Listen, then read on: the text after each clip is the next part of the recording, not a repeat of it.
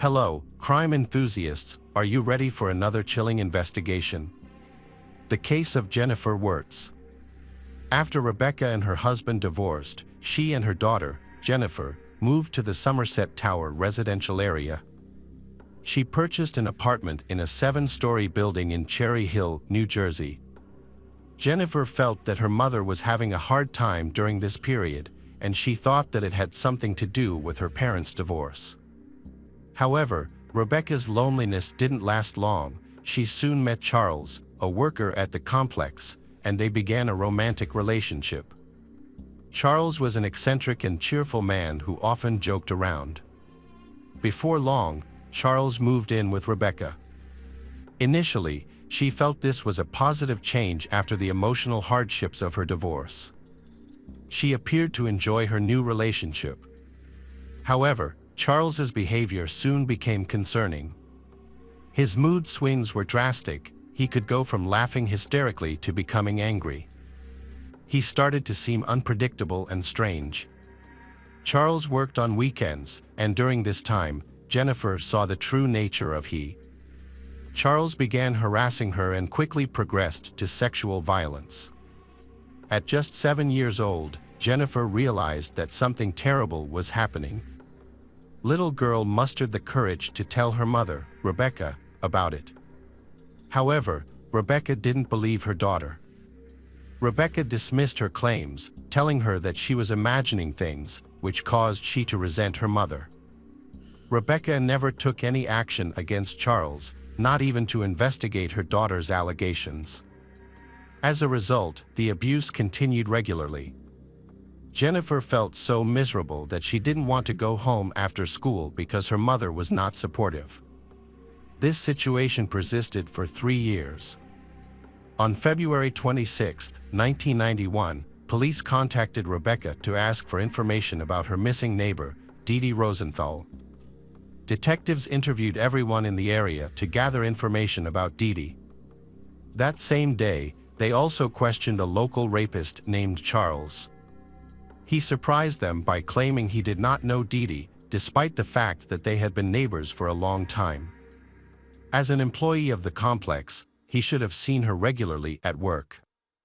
Dee Rosenthal, 32, is a therapist who specializes in supporting children with autism.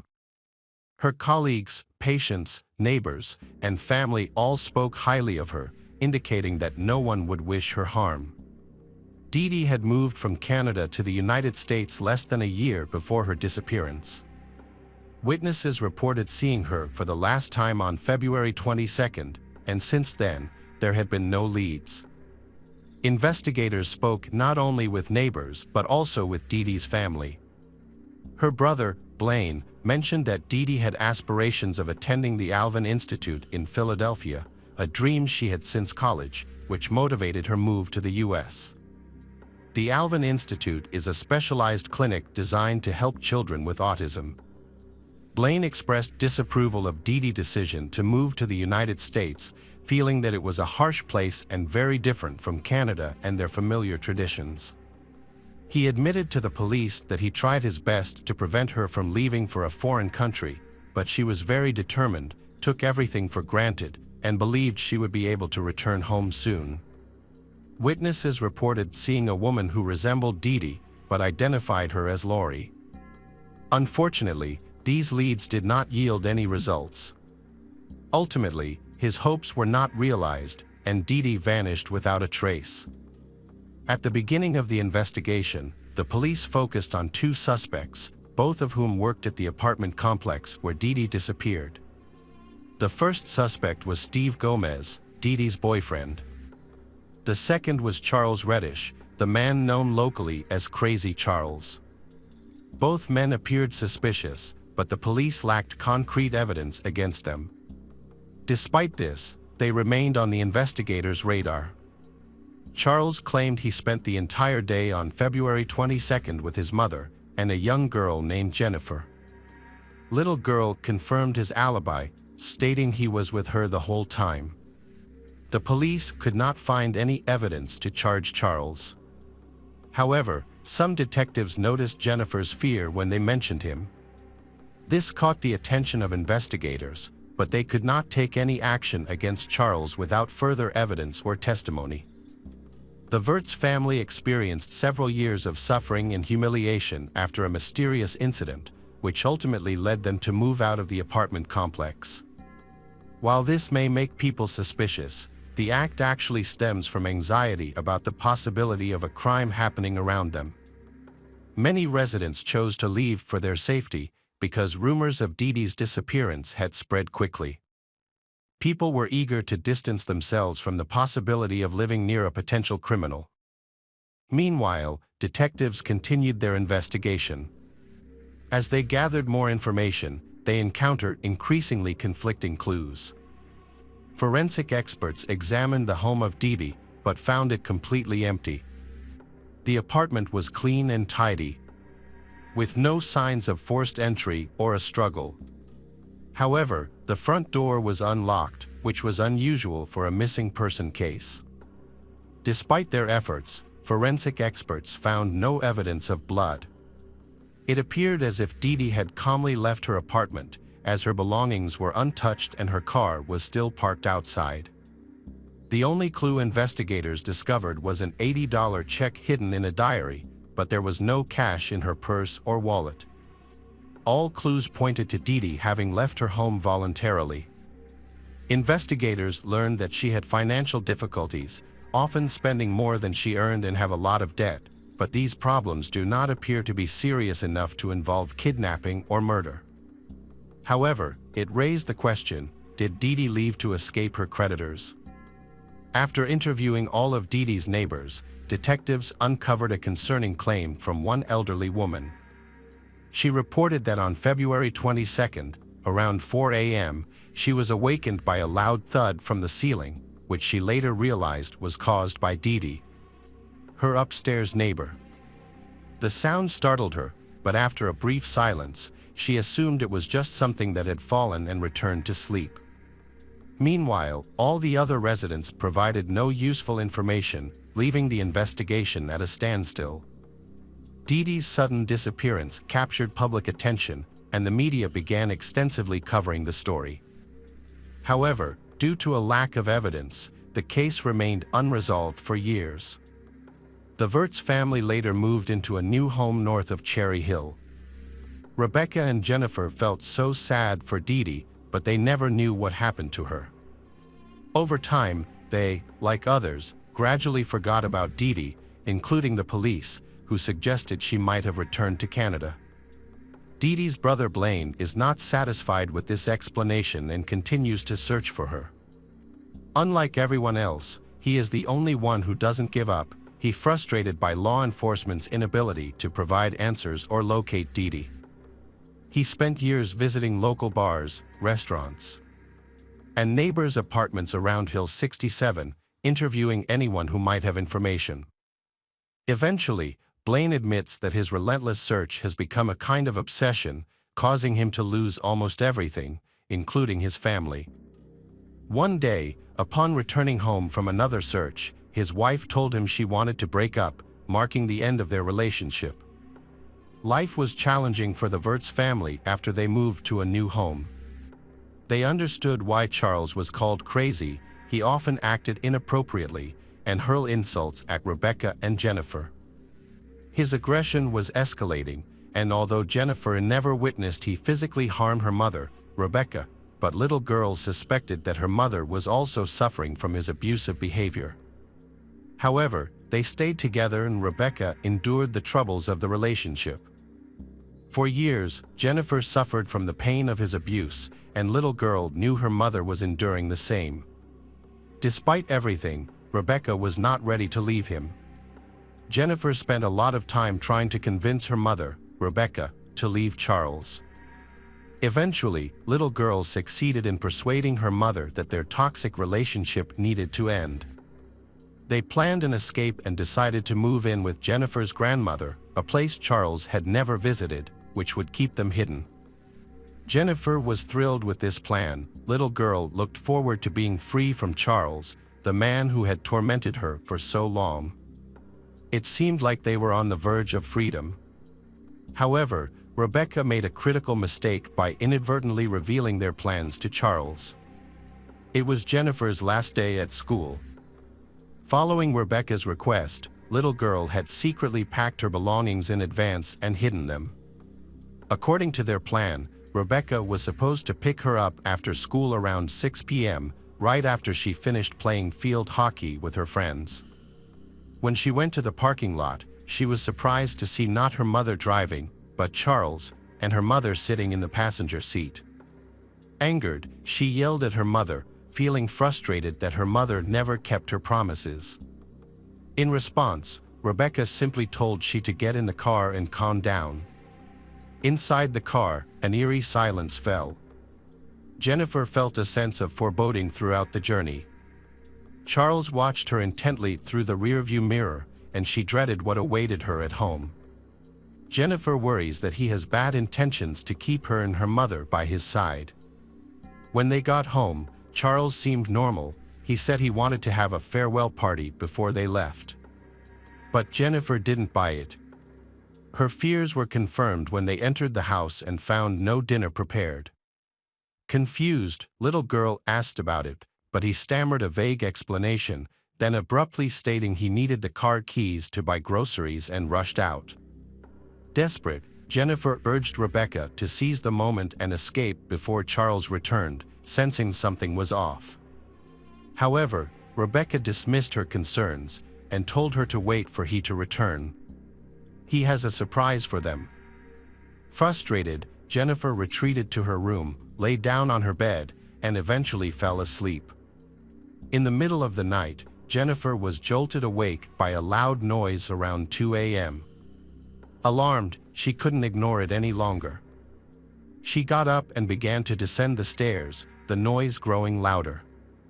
When she reached the doorway, she realized something terrible was happening. The sounds were like violent blows, and little girl felt helpless, not knowing how long this horrifying scene would continue. Rebecca was lying on the floor, while her attacker, Charles, leaned over her, striking her repeatedly. Suddenly, he turned around and saw Jennifer. He grabbed the little girl by her hair and dragged her into the living room, where the violence was happening. As he pulled she past Rebecca, she saw something horrifying. Her mother's face was so badly injured that she could hardly recognize her. Rebecca, 43 years old, had a shattered jaw and a broken arm, and she showed no signs of life. To Jennifer, it looked like her mother was dead. Desperate, Jennifer pleaded with Charles not to harm them and to let them go. But he threw her into a chair in the living room, positioning her directly in front of Rebecca. Then, he picked up a small axe from the floor and slowly approached Rebecca. Panicking, little girl screamed for him to stop. She could hear her mother's labored breathing and realized her mother was still alive. But soon, there were more blows, and he attacking her mother. He was literally chopping into Rebecca with the axe. The smell of blood filled the air. Then, he pulled the sheet off Jennifer and dragged her upstairs to the bedroom. There, he tortured and raped her for 2 to 3 hours. Little girl was powerless to resist and simply prayed for it all to end. After Charles finished his torment, he sat next to Jennifer on the bed. She was badly injured and covered in blood, but she was still alive. Then, he asked her to kill him. Jennifer replied that she couldn't do that. He suddenly declared that he would kill her and then end his life, as he didn't want to end up in prison. Terrified, Jennifer didn't want to take a life, even one as evil as Charles's. Although she felt helpless, she remembered methods she had seen in crime shows about negotiating with hostage takers, and she decided to apply them. Little girl focused on listening calmly to he. She aimed to show empathy, hoping to soothe him, and gradually convinced him not only to spare her life but also to reconsider taking his own. Jennifer advised Charles that it would be a good idea if he told the police the truth, saying that he had lost control and was acting erratically. Besides, he could also negotiate with the prosecutor to get a reduced sentence. However, he feeling uncertain, began pacing back and forth in the bedroom, holding a bloody axe. For the first time, he understood the severity of what he had done. Little girl managed to persuade he to surrender to the police, and then she called 911 for help. She was clearly in shock and found it difficult to express one's thoughts. Charles even assisted Jennifer's in getting up, dressing, and walking to the porch. The dispatcher informed them that the police were on their way, and they just had to wait. It's difficult to imagine what Jennifer was feeling during this time. She knew that he was unpredictable and could harm them at any moment. Despite this, little girl waited calmly for the police to arrive. Then, they quickly separated she from Charles. One of the detectives investigating Charles recalled his unusual reaction when asked about Rebecca's location. He vaguely stated she was inside the house and, when asked if she needed an ambulance, he claimed she can no longer be helped. Despite his assertion, it was clear that help was urgently required. A detective from the Cherry Hill Police Department arrived at the scene. This was the same officer who had investigated Dee Dee's disappearance 4 years ago. He remembered a repairman named Charles, who had caught his attention back then, and now he decided to question Charles's again. The police, along with Charles, entered the house equipped with a tape recorder to document the incident. They aimed to piece together the horrifying incidents that had taken place there. During the questioning, both the accounts of Charles and Jennifer aligned, until Jennifer disclosed the rape and torture that took place in her bedroom.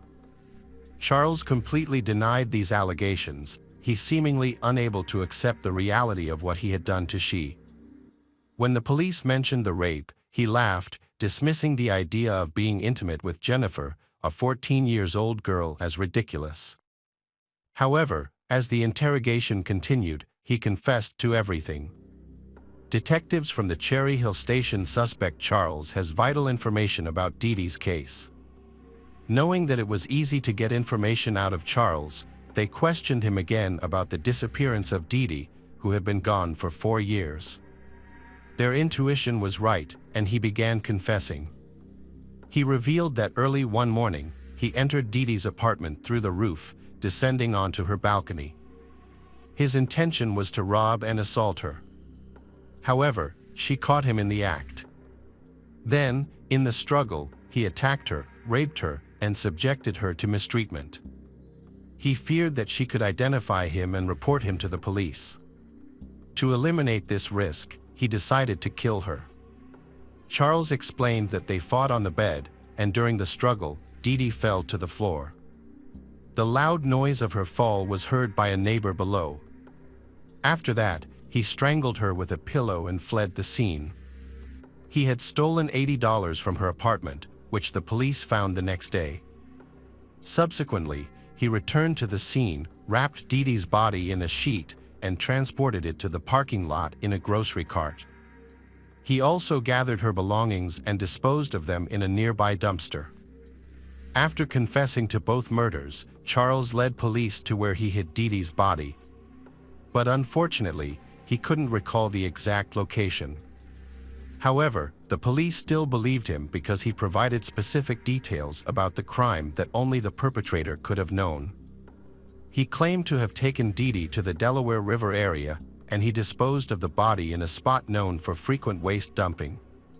During the 4 years Dee Dee's body lay there, thousands of tons of garbage accumulated, making the search extremely difficult. Despite extensive efforts, but the remains of Dee Dee were never found, and the search was eventually discontinued. Charles faced 2 trials for the murders. After the search concluded, both cases were assigned to a prosecutor from Hill. Following the initial meeting with the lawyer, Charles, apparently on the advice of his defense attorney, withdrew his earlier confessions to the murders. In any case, a confession alone is not enough to result in a conviction in the state of New Jersey. To achieve a conviction, any oral confession must be accompanied by specific and credible evidence. This means that Dee Dee's murder is unlikely to go unsolved, as the police have little evidence left other than an $80 check. 2 trials took place, one after the other, with Charles as the defendant in both cases. The first trial involved the murder of Rebecca Wertz and the torture of her daughter, Jennifer. During the trial, Jennifer demonstrated courage and composure as a witness, providing clear and concise answers. The forensic expert testified about Rebecca's severe injuries, which included at least 25 axe blows. Due to the overwhelming evidence against Charles, the jury delivered a guilty verdict after only 40 minutes of deliberation. As a result, Charles received a life sentence without the possibility of parole. The second trial involved the death of Dee Dee Rosenthal and presented a more complex situation. Although the prosecutor aimed to achieve a harsher punishment, the difficulty lay in the lack of evidence at the crime scene, which Charles had meticulously cleaned up. Furthermore, Charles retracted his earlier confession and presented an alibi, claiming that Dee Dee had simply moved away to start a new life. This new testimony gave Charles a chance to avoid conviction. However, the prosecutor tried to prove that Dee Dee was not the type of person who would give up everything and go adventuring. She has completely devoted her love to taking care of autistic children and she cannot leave them. Her brother, Blaine, corroborated this, stating that she would have informed him if she had planned to leave. Furthermore, all of her belongings, including her documents, keys, car, and pet cat, were still in her apartment. In Charles's recorded confession, he claimed that Rebecca was the only person who knew about his involvement in Dee Dee's murder. It is unclear why Rebecca chose to keep this a secret. Perhaps she was afraid of Charles or did not believe the truth. He stated in his confession, as well as in a previous conversation with his daughter, that he was under the influence of prohibited substances during both crimes. Charles Reddish was initially charged with Dee Dee Rosenthal's murder in November 1995. 3 years later, in December 1998, he was convicted of the crimes he committed against Rebecca and Jennifer. By March 2001, he agreed to confess to Dee Dee's manslaughter as part of a plea bargain with the prosecution. The terms of the agreement required he to reveal the location of Dee Dee's body. However, at the last minute, he changed his mind and refused to comply. The prosecutor believed that he realized the extent of his crimes and was concerned about additional charges, which led to him changing his mind. Consequently, the plea bargain was withdrawn, and he went to trial again in October 2001. Charles again made false claims that Dee Dee was still alive and mentioned a missing woman named Laura. However, the jury saw through the lie, and he was sentenced to death in 2002. But in 2004, the New Jersey Supreme Court overturned the death sentence. 1 year later, it was replaced with a prison term of 30 to 60 years, which was added to his life sentence for Rebecca and Jennifer. Unfortunately, the body of Dee Dee was never recovered. After the trial, Jennifer was able to start a new life. She moved in with her cousin Shannon. She was finally able to live a peaceful life, free from the years of torture and mistreatment.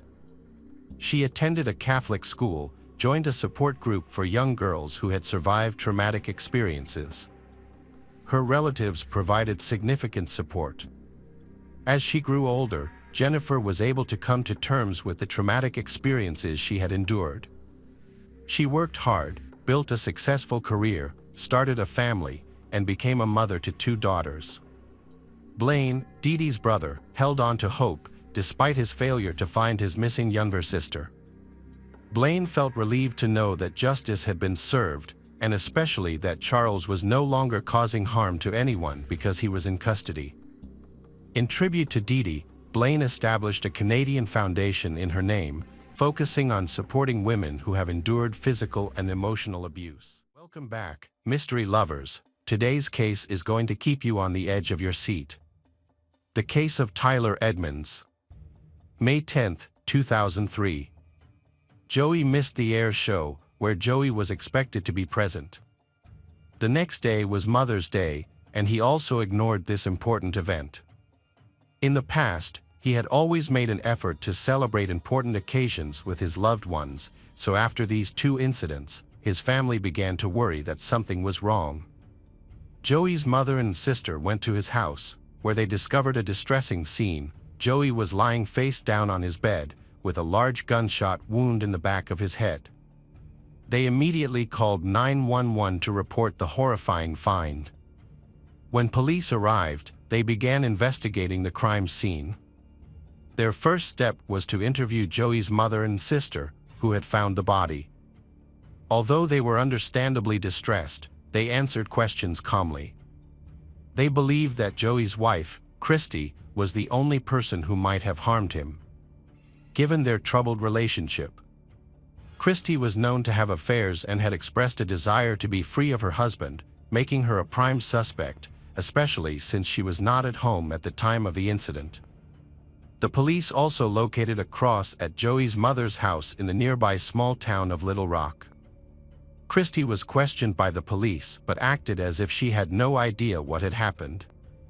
When they informed her of her husband's death, she began to cry and mourn him. The police did not find her behavior suspicious and continued to collect evidence. Then, concrete evidence against Christy emerged. Before any charges were filed against her, she arrived at the Stark-Willie police station with her half-younger brother Tyler Edmonds. At the sheriff's office, Tyler expressed anger at her situation and wanted to protect her. Since Tyler was only 13 years old and could not confront Joey, a grown man, directly, Tyler came up with a plan. Tyler took a rifle and shot Joey in the back of the head while he was sleeping. Meanwhile, police questioned Tyler, without an adult or attorney present, a clear breach of protocol that would later affect the case. The boy's mother was alerted and rushed to the local police station. Tyler initially denied any involvement in the incident, but his story changed when his sister entered the room and gestured. He then repeated his sister's story, admitting that in the early hours of the morning, he and Christy had gone to the bedroom and pulled the trigger on a rifle, killing her husband. The mother was devastated when she heard the confession. She collapsed to her knees and cried. It was clear that the 13-year-old boy couldn't have committed the crime alone, as he simply lacked the strength to handle the weapon properly. The boy stated that he was unable to pull the trigger himself and needed his sister's assistance. Following the confession, the police began to view the boy as the main perpetrator and his sister as an accomplice. According to Tyler, he had given his sister the rifle beforehand. It was an old family .22 caliber gun that Christy had requested a few weeks before the incident. She was afraid of a large dog that frequently came into their yard and wanted to be armed for protection. Tyler did not want Christy or her children to be in danger, so he willingly gave her the gun. However, Tyler loved animals and begged Christy not to harm the dog. She eventually assured him that she would only shoot into the air if there was any danger, just to scare the pesky animal away. Before giving the gun to Christy, Tyler believed that the gun was broken because he and his friends had tried to fix it but failed. The old rifle had been gathering dust in the attic for years and was considered a family heirloom. The day before the incident, Tyler was picked up from school by his older sister, Christy. However, Christy was out with her new boyfriend and forgot to pick Tyler up. She then arrived a few hours late, picked Tyler up, and took him to her house. After returning home from school, Christy took Tyler to the backyard to test the rifle, and the rifle broke and failed to fire.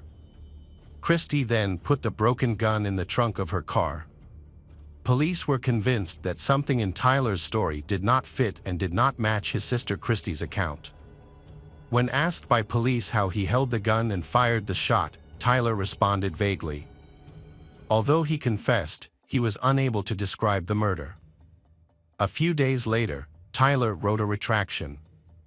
According to he pleaded guilty because he wanted to protect his half-older sister. He believed that he would not go to prison because of his age, so he was willing to accept responsibility for Joey's death. As a result, he was unwittingly held responsible for Christy's crimes and now faces life in prison. Tyler told a new story. He said that on May 10, 2003, he was getting ready for a trip with Christy to visit their father. The day before, he had slept over at his sister's house. That Saturday morning, Tyler woke up early to his sister's alarm clock to get ready for the trip. While waiting in the car with Christy's daughter, they sat together for about 5 minutes. As Tyler was adjusting the radio, he suddenly heard a loud bang coming from the house. He believed that the rifle was still in the trunk of the car, so he didn't think much of the noise he heard. Christy had a cat that often knocked things over and broke things, so he assumed that was the cause of the noise, especially since Christy was usually loud. A few minutes later, Christy left the house and got into the car, and Tyler thought they had left without incident. It was only on the way back that Christy revealed that she had shot Joey. Tyler was stunned. Christy cried and begged him to help her avoid the death penalty. So Tyler promised to take some responsibility, arguing that because he was young, he would not face severe punishment. Was Tyler really the one who killed his sister's husband? To answer this question, the police had to delve into the details of this family's life. Tyler and Christy went to the same school, but the girl was significantly older and graduated earlier. As a student, Tyler had always been a smart and hardworking child, sweet, kind and calm. In addition, he was a sociable boy, so he easily found a common language with his classmates and others. It seemed like he had a bright future. Tyler's mother, Sharon, raised Tyler on her own. His parents divorced when he was young due to his father's aggressive issues. Eventually, his mother ran out of patience and could no longer tolerate his behavior. Sharon filed for divorce, gaining full custody so as not to put Tyler in danger. Sharon prevented Tyler from communicating with his biological father, even when a social worker was present. Christy understood that Tyler wanted to see his father despite his mother's restrictions and a court ruling. Tyler still felt the connection to his father and wished to spend time with him. This led him to meet his father against his mother's wishes. One day, Christy asked Tyler if he wanted to spend the weekend at his father's house. Tyler was excited and agreed to the visit. At that time, Christy was married to her husband, Joey, and they had 3 children together. When Joey first met Christy, he was drawn to her beauty and strength, which made him overlook her flaws. Christy is quite manipulative and primarily focuses on her own needs, often ignoring Joey's feelings. She does not hide her affair from him. He is aware of it but chooses to ignore it. It seems that Christy desires a family mainly to satisfy her parents and meet societal expectations. At one point, Christy tried to persuade Tyler that she would be a better guardian for him than their mother, but Tyler resisted her attempts. He loved his mother deeply, and she had long suspected Christy's true motives. Christy often displayed manipulative behavior and had frequent outbursts of anger and aggression, often lashing out at family members over minor issues. These outbursts were impulsive and hard to control.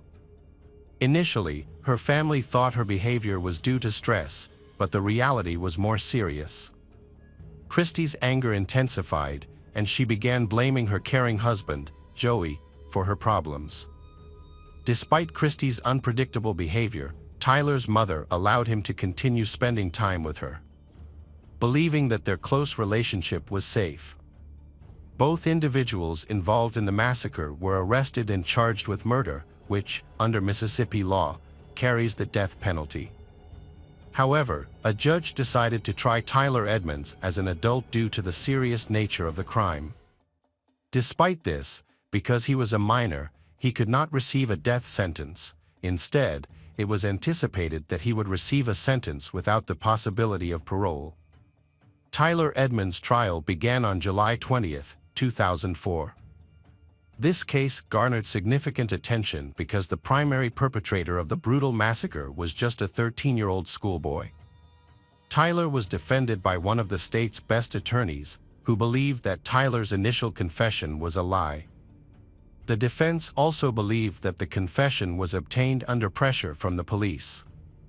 The child admitted that he was frightened when he found himself being questioned, especially because he was initially questioned without his mother and attorney present, which was a violation. The only physical evidence in the case, apart from the bullet, included Christie's fingerprints found on the porch and motion sensors. The lights were turned off during the crime, likely to avoid alerting the neighbors. Christie's fingerprints were also the only ones found on the gun. The Tyler claimed he made the false confession to protect his older sister from the death penalty, believing that, because of his age, he wouldn't be punished for the crime. However, when he realized he could face serious consequences, he became scared and refused to support his sister. During the trial, the judge allowed the prosecution to present Tyler's confession in his own words. The jury watched a videotape of Tyler's confession. The jury deliberated for about 5 hours before reaching a decision. The defense believed that Tyler would be acquitted due to the weakness of the evidence against him. However, on July 24, 2004, 15-year-old Tyler Edmonds was convicted of the murder of Joey Fulgham and sentenced to life in prison. Following the verdict, the attorney quickly filed an appeal and continued to seek justice for Tyler by pushing for a review of his case. Investigations uncovered numerous errors in the handling of the case, and the investigation relied heavily on circumstantial evidence. The key piece of evidence was Tyler's own confession, but the defense argued that this confession may have been coerced or obtained through psychological pressure from interrogators. Given that the conversation involved a minor, specifically a schoolboy, the officers had significant control over him when left alone. Despite the lawyer's efforts, the Tyler was ultimately imprisoned. Mississippi's laws were quite strict, making it nearly impossible to appeal a conviction, and the process was extremely challenging. However, the lawyer and Tyler's friends and family remained hopeful. They found it hard to believe that he could commit such a brutal murder. Tyler had positive relationships with his family members, including Joey, and he did not have any mental health issues or disorders. Moreover, there was no clear motive for the murder, and many thought Christie's account was unlikely. People believed that Tyler's conviction stemmed from mistakes made by the court and that his confession was influenced by manipulation from his half-sister. Tyler's attorney was determined. The defense acknowledged that a review of the case would only be possible if they appealed vigorously. However, even if they were successful, the review process could take years. As a result, Tyler's trial attracted considerable public attention. In January 2007, a turning point came when the Mississippi Supreme Court agreed to review Tyler's case. This was a significant achievement for the defense attorney, who had finally gotten the court's attention.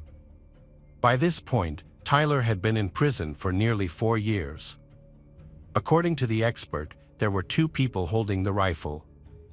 However, he could not determine how many people were involved when the shot was fired based on the trajectory of the bullet.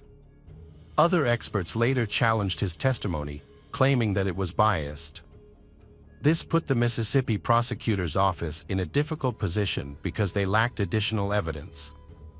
In order to simplify the situation and possibly reduce his sentence, the prosecution offered Tyler a plea deal. They suggested that he could plead guilty to a lesser charge in exchange for a lighter sentence, with the chance of immediate release because he had already served a long sentence. However, Tyler did not want to go free. He was determined to prove his innocence. Rejecting the plea deal meant that Tyler faced the possibility of being convicted again, which could have resulted in him being sentenced to life in prison. Tyler has vehemently denied the charges against him, maintaining that he is innocent and will not plead guilty to a crime he did not commit. On October 28, 2008, Tyler's retrial began. His attorneys viewed the case as a fight for justice. In their opening statements, the defense attorneys emphasized that the legal charges were brought against the 13-year-old boy as if he were an adult. The criminal investigation was riddled with serious errors, and the police failed to respect Tyler's rights during questioning. Following Tyler's confession, law enforcement focused solely on determining his guilt without investigating the truth of his statements. There were significant discrepancies between Tyler's confession and the available evidence, and police were aware of these discrepancies. Authorities had only circumstantial evidence, some of which the attorney believed could be challenged by Christy, Tyler's sister. The defense hoped her testimony would be important in disproving the claim of bias against Tyler. However, on her attorney's advice, Christy chose not to answer any questions, which came as a surprise. The decision suggested to the jury that she might be hiding something. Christy appeared to have selfish motives. She had no concern for the fate of her half-younger brother, and she had good reason to want her husband, Joey, dead. He had a $300,000 life insurance policy that would have paid her a substantial payout if he had died. Before the murder, Christy had asked about the amount of money she would receive upon her husband's death, even though Joey had signed a confidentiality agreement prohibiting such questions. However, she believed that it would be an opportunity that would benefit her since she was the named beneficiary. During the trial, Christy's father testified that she had asked him to provide her with a weapon to help her kill her husband. She had promised him a new Cadillac with the insurance money if he helped her. However, he denied participating in any crime and suggested that she simply divorce Joey. Christy responded that divorce would prevent her from receiving the insurance money, which further exposed her selfish intentions. The attorney was convinced that Christy intended to kill her husband and had manipulated younger brother into pleading guilty to avoid responsibility. At the time of the murder, Tyler Edmonds was an exemplary student with no history of violence or crime. Tyler respected his elders, attended church regularly, and was active in sports, which made him well-liked in the community. No one thought he would be involved in such a violent crime. The defense faced a significant challenge when the prosecutor's office showed the jury a video of Tyler confessing to the crime. In the video, he claimed that he had helped his sister kill her husband. However, the video did not capture the moment Christy entered the room and pressured Tyler into confessing. This omission became a major obstacle to proving Tyler's innocence. To counter the prosecution's claims, the defense needed to convince the jury that his confession was coerced and false. The attorney planned to call an expert on facial expressions and gestures to support this argument, but unfortunately, the judge prohibited the use of such testimony. The defense attorney changed course and decided to focus on inconsistencies in Tyler's testimony. There were several troubling aspects in his confession. For example, Tyler claimed to have seen a large fountain of blood after the rifle shot. However, a forensic expert stated that such a fountain of blood would not have been possible with a head injury, since blood does not immediately begin to flow from that type of wound.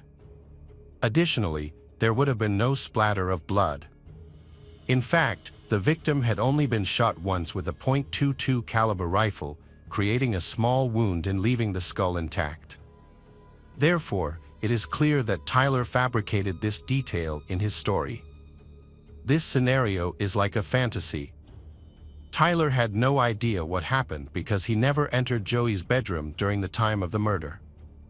Furthermore, the judge in the retrial favored the defense by allowing the jury to see a video of Tyler recanting his confession, which had been barred from previous hearings.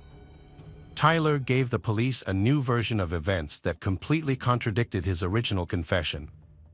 Tyler said that on the morning of the murder, Joey, Tyler, and Christy had planned to take a short trip to see Tyler's father.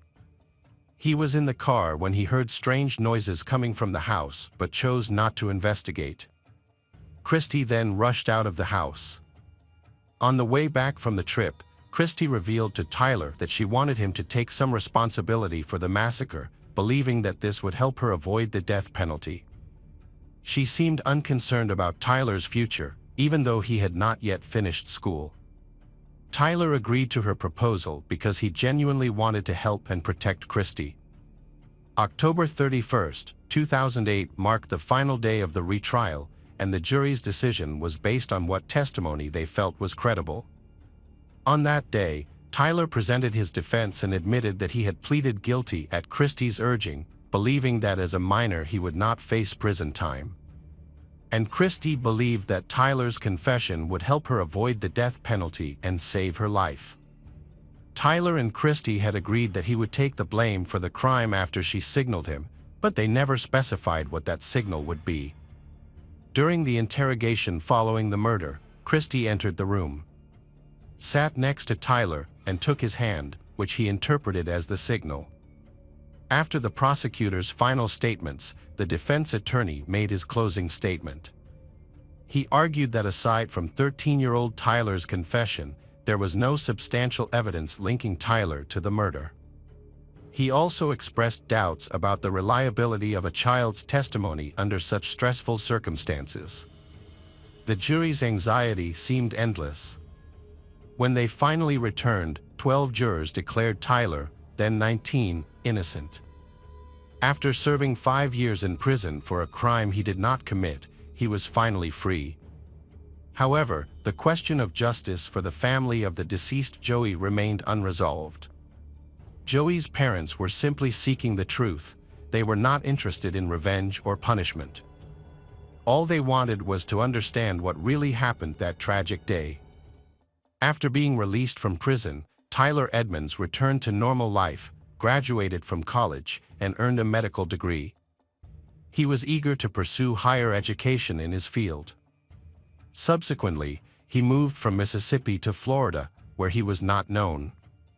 He still resides there today and has shared in several interviews that he continues to be haunted by the consequences of the false accusation against him.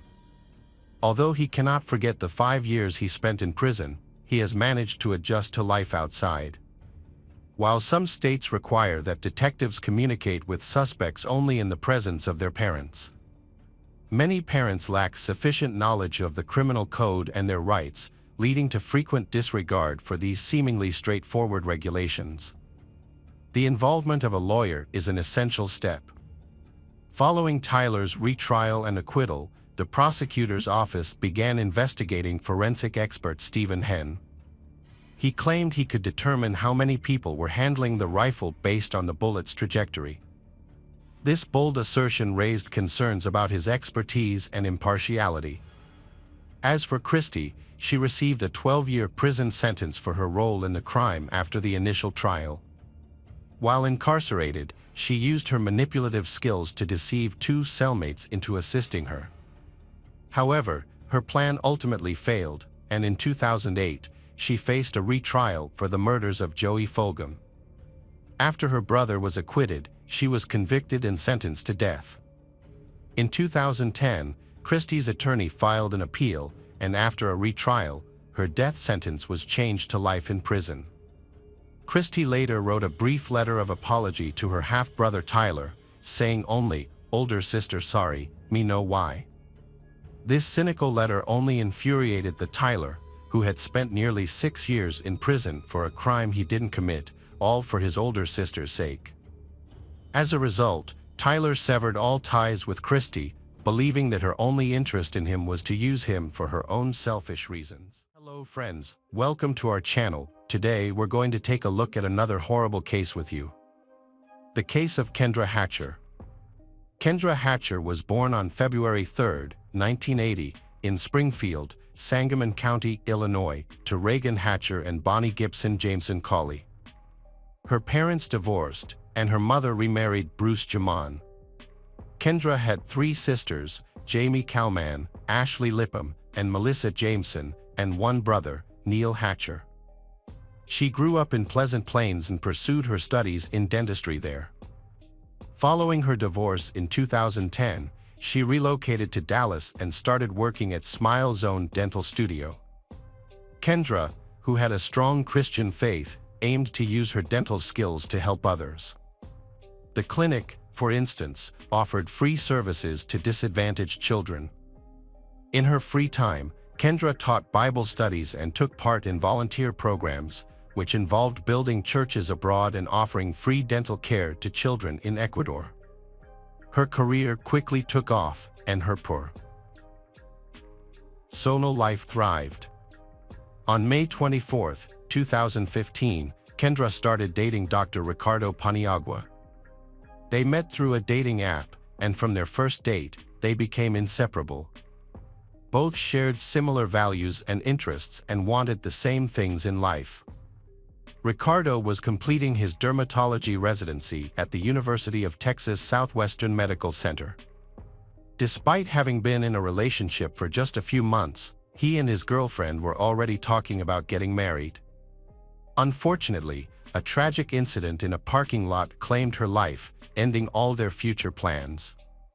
Investigators who arrived at the massacre site assessed the crime scene and initially suggested a robbery, as Kendra's purse and some valuables were missing. Beside her body, they discovered bullet fragments and a gun magazine. However, evidence from the shooting shifted the focus away from robbery. Kendra was shot twice. One bullet hit her back and another struck her head. The entry wound was at the top of her head, exciton G through the chin, suggesting that Kendra had her hands raised behind her head when she was shot. The murder theory was confirmed after the police obtaining CCTV footage, which helped reconstruct the events. The footage shows a black Jeep Grand Cherokee entering the parking lot at 7:15 p.m. Half an hour later, Kendra arrives home and parks in the same garage. A few minutes later, a man comes up to her, shoots her, and runs to the side, then jumps into the moving black Jeep. The videos were of poor quality and the crime scene couldn't be seen in them. The attackers couldn't be identified, but the vehicle was put on the wanted list. It was decided to release the images of the Jeep and the driver captured by the cameras to the media. The authorities asked the public for help, and that turned out to be effective. A man named Jose Luis Ortiz got in touch with the police. He reported that the car in the images was his, but made it clear that he wasn't involved in the shooting and wasn't drive. The vehicle. When questioned, Jose explained that on the morning of September 2nd, two of his friends, Brenda Delgado and Crystal Cortez, asked him to fix their car and requested to borrow his Jeep until the evening. Jose agreed. He mentioned that later that evening, Brenda called Jose to a restaurant. That same evening, Crystal drove the Jeep come back to Jose's house. Therefore, the man was quite surprised when he saw his Jeep in the news. When Jose saw his Jeep on a TV show, he asked Brenda about it. At first, she said it was a different Jeep on the screen. Then, Brenda mentioned that Crystal had been traveling for work, and she didn't know anything about it. Brenda advised Jose not to tell anyone and just repaint the Jeep. Brenda agreed to pay for the Jeep to be painted. Meanwhile, Jose was waiting for a decision on his U.S. citizenship and wanted to avoid any issues with the police. He understood that Brenda had tricked him, so he went back to the police department to testify. He police monitored all the Jeep's movements that day and identified the two young women whom Jose had mentioned. Brenda Delgado was the first person investigators questioned. She claimed she didn't know Kendra and had never seen her before. When asked about her whereabouts on September 2nd at 7:42 p.m., Brenda provided an alibi, stating that she was at a restaurant with Jose and even presented receipts for the dinner. This raised questions about why someone would keep dinner receipts for so long. Eventually, with detailed investigation, the concealed truth behind the crime was uncovered. The central figure in the investigation was Brenda. She was born into a modest family, Luis and Maria Alato, who immigrated to Dallas from Mexico. Her father worked in a factory. They settled in a low-income neighborhood in southeast Dallas, where Luis found a job in construction, and Maria worked at the U.S. Post Office and cleaned houses. Brenda was their second child and only daughter.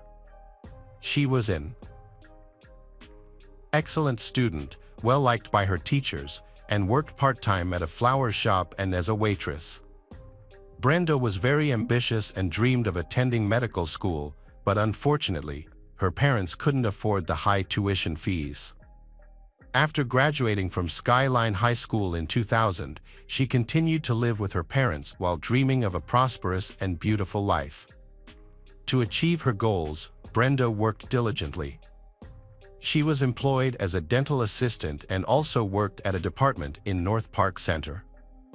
In 2012, Brenda met Ricardo Paniagua and fell in love with him. Their first date, a dream come true for her, was at a Jennifer Lopez concert.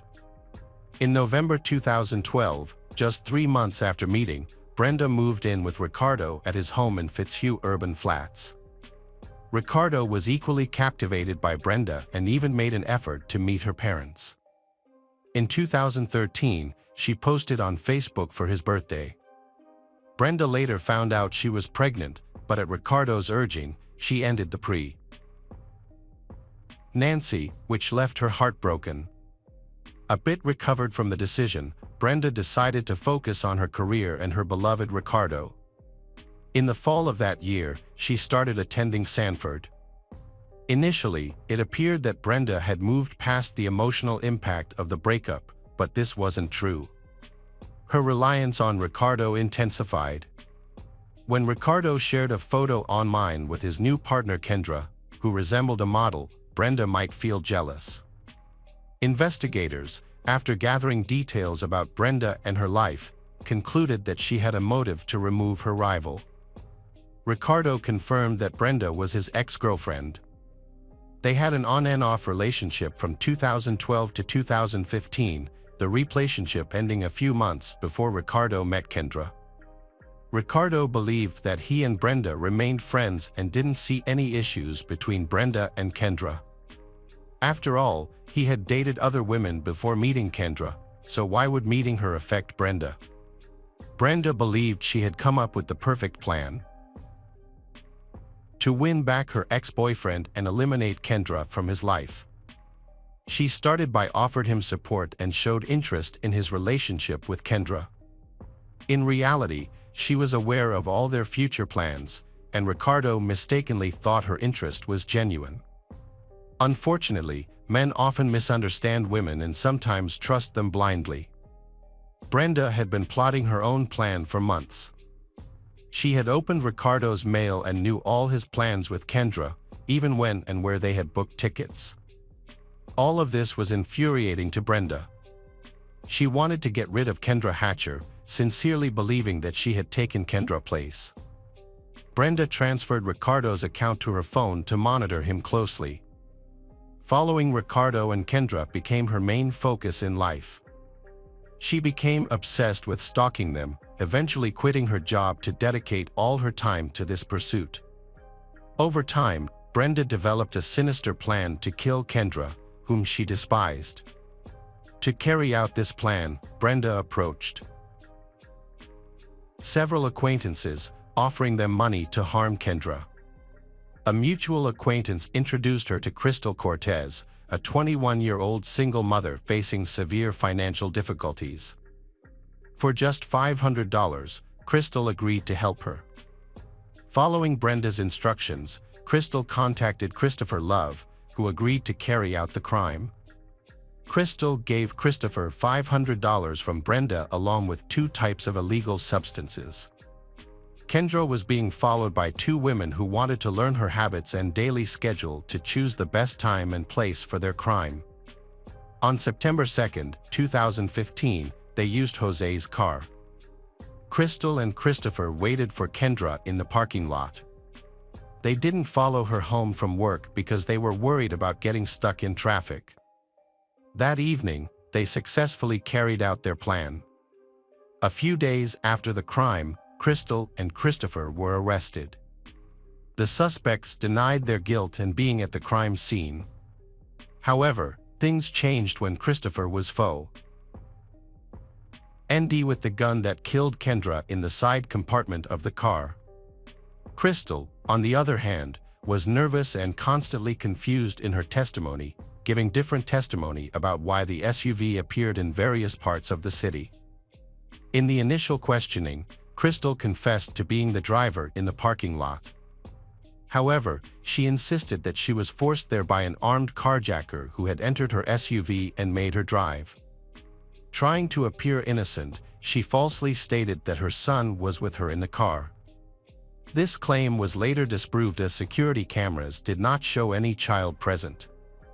During the interrogation, as more evidence emerged, Crystal altered her testimony and sought to negotiate with the investigators. She agreed to testify against Brenda in exchange for a reduced sentence. Crystal informed the police that Brenda wanted Kendra dead and that the crime was Brenda's idea. Crystal stated that within 2 weeks of meeting Brenda, they started planning the crime. The Polly CE found out that Brenda wasn't just sad because her relationship with Ricardo had ended, she was obsessed and desperate to win him back. She pretended to be happy about being his loyal friend, but her life started falling apart. She began to resent Kendra, believing she had taken her place. According to Crystal, it was at this moment that Brenda decided she wanted to get rid of Kendra Hatcher. That's when a plan to commit the perfect crime hatched in Brenda Delgado's mind.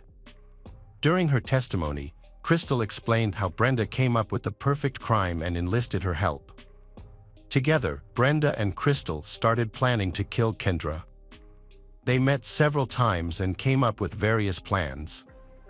The initial idea was to inject Kendra with illegal drugs or sedatives and then dispose of her. Brenda knew she needed a trustworthy accomplice to avoid suspicion, so she began the search. They drove through the rundown neighborhoods and asked several people for assistance. This is how they met Christ Ofer. He agreed to help and played a significant role in planning the details of the crime. The three of them decided together that the quickest way to kill her was to shoot her. During their collaboration, Crystal disclosed that September 2nd was intentionally selected. Brenda was aware that Kendra and Ricardo were planning a trip to Mexico, so they decided to eliminate her before the vacation. Brenda told Crystal she wanted the crime to appear as a failed robbery. Next, the criminals then selected the location for the murder. For days, they meticulously followed Kendra's movements, recording her every minute to ensure nothing altered for the chosen day. After her work hours, they tracked her path home and planned how to subtly access the apartment complex's secure parking garage. On September 1, 2015, they conducted a final check. On the morning of the crime, Brenda and Crystal picked up the Jeep from Jose and then picked up Christopher. Brenda was dropped off at the library in Caro Wilton to create an alibi, while Crystal and Christopher headed to Kendra's apartment complex. They waited across the street for about 30 minutes before driving to Kendra's workplace. After failing to follow her due to traffic, they went back to the house to wait. When Kendra arrived home, Christopher, wearing gloves, got out of the car, approached her with a gun, and shot her as she exited her vehicle. Crystal mentioned that she didn't witness the shooting but heard it. After that, she drove Christopher home, picked up her son from his grandmother, and later met Brenda at Jose's house to give him the Jeep. As a result, Brenda's dream was fulfilled. She was free from her despised rival and only needed to wait for a message from her beloved Ricardo. Brenda felt delighted that she had executed the perfect crime. Crystal's honest confession and testimony against Brenda clearly proved Brenda's guilt, leading to a swift issuance of an arrest warrant. However, when police went to arrest her, Brenda was not at home. As a dual citizen, she escaped to Mexico. Following her escape, her role in arranging a contract killing was revealed, and she was added to the wanted list. On April 6, 2016, the FBI added Brenda to their list of most wanted fugitives, offering a $100,000 reward for information leading to her capture. She was the only woman on the list at that time and the 9th woman ever to be included. Just 2 days later, Mexican authorities arrested her in Torreon, Coahuila. She was extradited to the United States on October 6, under the condition that she would not face the death penalty. Once in the U.S., she was charged with capital murder in Texas, and her trial began in 2017. During the court hearing, the families of Kendra and Ricardo openly shared their feelings. Witnesses verified Brenda's harmful obsession with her ex-lover and her intentions. In court, Brenda's cousin Moses Martinez discussed his sister's depression following her breakup with Ricardo. He also disclosed that Brenda had offered him money to attack Kendra with a baseball bat, a proposal he declined.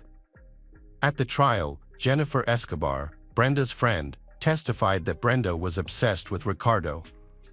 She recounted that Brenda would read all his emails and track his movements through his phone.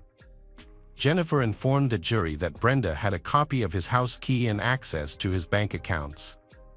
She also revealed that Brenda asked for her help to get rid of the hated Kendra, suggesting methods like injecting something lethal or using a bat to put her in a coma. Brenda offered Jennifer $2,000, a car, and illegal drugs in exchange for her help. Jennifer talked about this offer with her parents and decided to refuse it. It's odd that, when presented with the suggestion to harm or kill someone, but no one reported this threat to the police. Brenda's obsession was highlighted through evidence presented by several associates in court. It was found that Brenda had a motive to want Kendra dead, seeing her as a barrier to reuniting with Ricardo. Evidence revealed that Brenda's obsession grew significantly in the months before Kendra's death. During the hearing, an ATM withdrawal receipt for $500 was presented, which Brenda gave to Crystal as payment for her involvement. Christopher received a cash payment of $600. Cell phone records showed that Brenda, Crystal, and Christopher were together before the crime. Moreover, there were over 99 calls recorded between Brenda and Crystal from August 22 to September 4, demonstrating their constant communication to plan the murder of Kendra. The defendant's attorney attempted to place most of the blame on the actual perpetrators, but this strategy was unsuccessful. The defense claimed that Brenda was not present at the crime scene, offering an alibi and receipts showing she was at a restaurant when the crime occurred. Although Brenda did not plead guilty, the jury disagreed with her defense. Brenda was found guilty of murdering Kendra, and she was sentenced to life in prison without the possibility of parole after just 30 minutes of deliberation. Christopher, who directly committed the murder, admitted his guilt and was sentenced to death. Crystal cooperated with the investigation and pleaded guilty, which resulted in her receiving a 35-year prison sentence with the possibility of parole. Kendra Hatcher's family expressed satisfaction with the court's decision and quietly left the courtroom after the verdict. On the other hand, the Delgado family never believed Brenda could be involved, as they knew her as a loving daughter and a woman with solid family values and Christian principles. In conclusion, the tragic case of Kendra Hatcher underscores the devastating consequences of unchecked jealousy and obsession. Brenda Delgado's relentless pursuit to reclaim her past love led to a senseless crime that ended a life full of promise. The investigation revealed the intricate and disturbing lengths to which Brenda went to orchestrate Kendra's murder, revealing a dark side that was hidden beneath a facade of normalcy.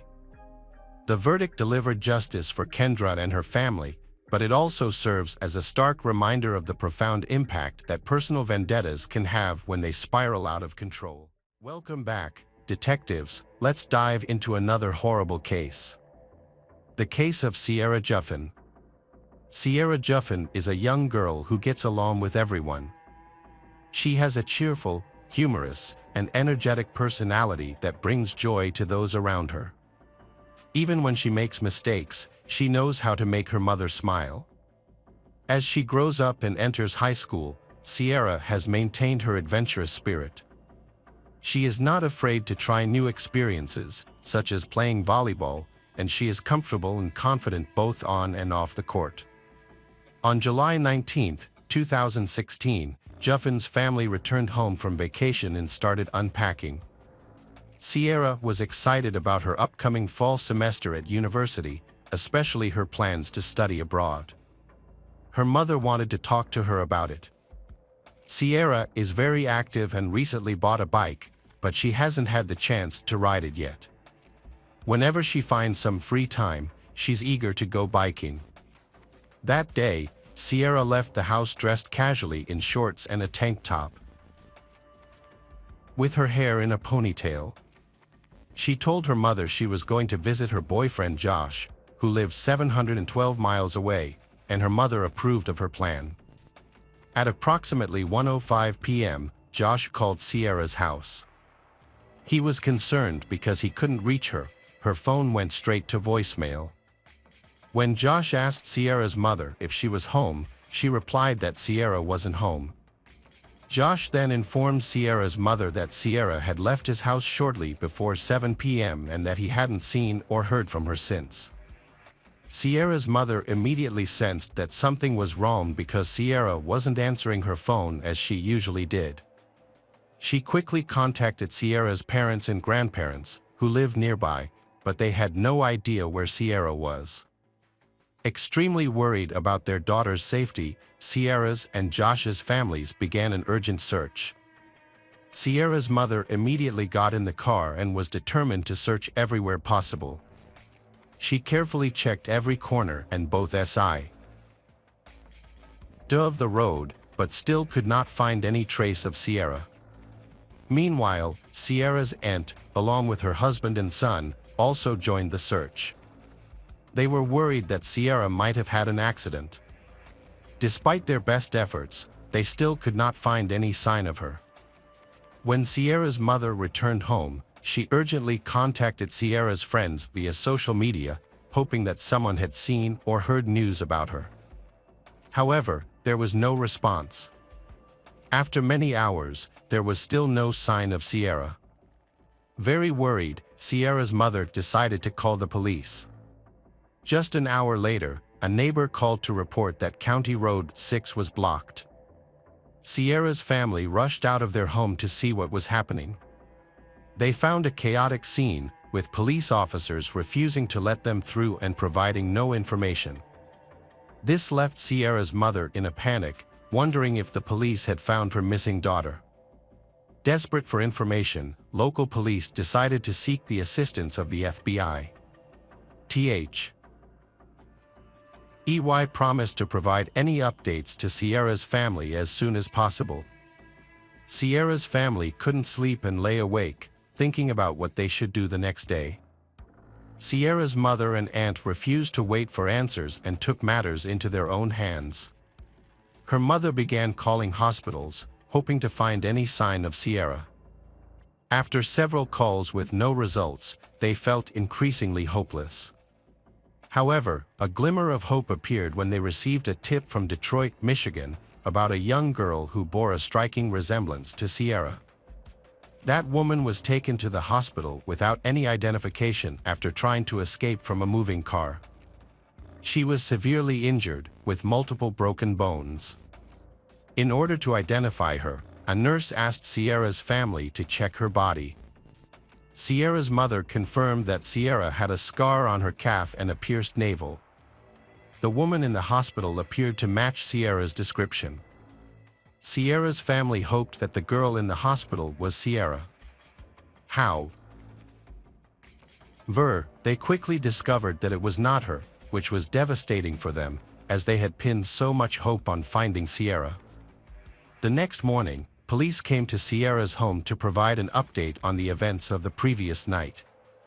They reported that one of their officers had discovered a destroyed cornfield nearby. When he arrived at the area, he noticed signs of a struggle. He also saw traces of a motorcycle and decided not to disturb any evidence. During the incident, he caught a glimpse of Sierra's purple bicycle. Police later found several items at the scene, including both men's and women's sunglasses, a pair of bloody socks, and a screwdriver. Based on these findings, the police believe Sierra was abducted at this location. During the investigation, detectives extensively interviewed Sierra's friends and family to gather information about her boyfriend, Josh. Through their inquiries, they discovered that Sierra and Josh had been best friends since they were 7 years old. Their friendship eventually blossomed into a romantic relationship during their freshman year of high school, where they were known to be a lively and fun-loving couple. One of their shared passions was skiing, which they often enjoyed together. After graduating from high school, Sierra chose to attend the University of Toledo, while Josh enrolled at Bowling Green. Despite the distance, their commitment to their relationship remained strong, and they frequently discussed the prospect of marriage. However, Sierra wanted to prioritize her studies before settling down. Their relationship remained serious, and they had weathered the challenges of a long-distance relationship. Detectives determined that Sierra arrived at Josh's home at approximately 1 p.m. on July 19th. According to the information they gathered, at around 6:30 p.m. that day, Sierra decided to leave Josh's home and wanted to ride her bike home. Concerned for her safety, Josh offered to accompany her on his motorcycle. On the way home, Sierra insisted that Josh turn around and let her walk home by herself, wanting to demonstrate her independence. Josh reluctantly agreed, and they parted ways, with him returning on his motorcycle and Sierra continuing her ride home. During the investigation, detectives found motorcycle tracks in the corn near Sierra's bike. This raised the question of whether these tracks could belong to Josh's bike. Detectives could not ignore this potential connection and began gathering more evidence to determine if there was any link to Josh at the scene. They quickly organized a search team to look for any clues about Sierra's missing. On July 14th, a resident reported that, while driving down the road, they picked up a motorcycle helmet lying on the side of the road. When they heard about Sierra's situation, they decided to take a closer look at the helmet and found red stains on it, possibly blood. The helmet was found in the area near where Sierra's bike was located in the cornfield. To find the owner of the helmet, the police approached Josh regarding his motorcycle helmet. Josh provided the helmet, proving that he had been wearing it when he went out. Additionally, the police confirmed that Josh had returned home after interrogating his parents. This evidence eliminated Josh from the list of suspects involved in Sierra's missing. Investigators were determined to identify the owner of the blood-stained motorcycle helmet found on the side of the road. They recognized the importance of DNA evidence, so they decided to send it to the crime lab for analysis. News of Sierra's missing quickly spread through the community. Residents formed search parties to thoroughly explore the area for any clues that could help locate her. The community also organized a candlelight vigil for Sierra at the local high school. Hundreds attended, holding flickering candles, as they came together in a display of grief, hope to her safe return. 2 days into the investigation into Sierra's missing, police received information about a truck seen speeding through the area. There was speculation that Sierra might have been kidnapped and sexually trafficked in the truck. The informant provided the police with the license plate number. Based on this clue, they interviewed the truck's owner. It was discovered that the speeding truck was not related to Sierra's abduction. The man explained that another car had suddenly pulled up from behind, possibly a family member searching for Sierra, which startled him. Consequently, he instinctively accelerated. After 48 hours of investigation, there were no leads on Sierra's whereabouts. Her family found it increasingly difficult to remain hopeful as each day passed and the chances of finding her alive diminished. Although they tried to remain optimistic, the grim reality of the situation became increasingly hard to ignore. The police conducted a door-to-door search for Sierra. Eventually, the investigation led them to a farm not far from where her bicycle was found. The property was about an acre in size and included several structures, such as a small house, a trailer, and a large barn. The owner of the property, James Worley, was met by the police at the farm and was questioned about the day Sierra went missing, hoping to gather relevant information. James surprisingly revealed that he had gone out on a motorbike that day, but the bike had broken down, causing him to lose some items, such as a screwdriver and a helmet. This revelation shocked the detectives, as those items were the same ones found at the scene of Sierra's abduction. James's unwitting involvement in the crime scene became a red flag for the detectives. Sierra's missing and her connection to James were becoming increasingly suspicious. While questioning James Worley, the detectives noticed scratches on his face, indicating that he had been involved in a fight.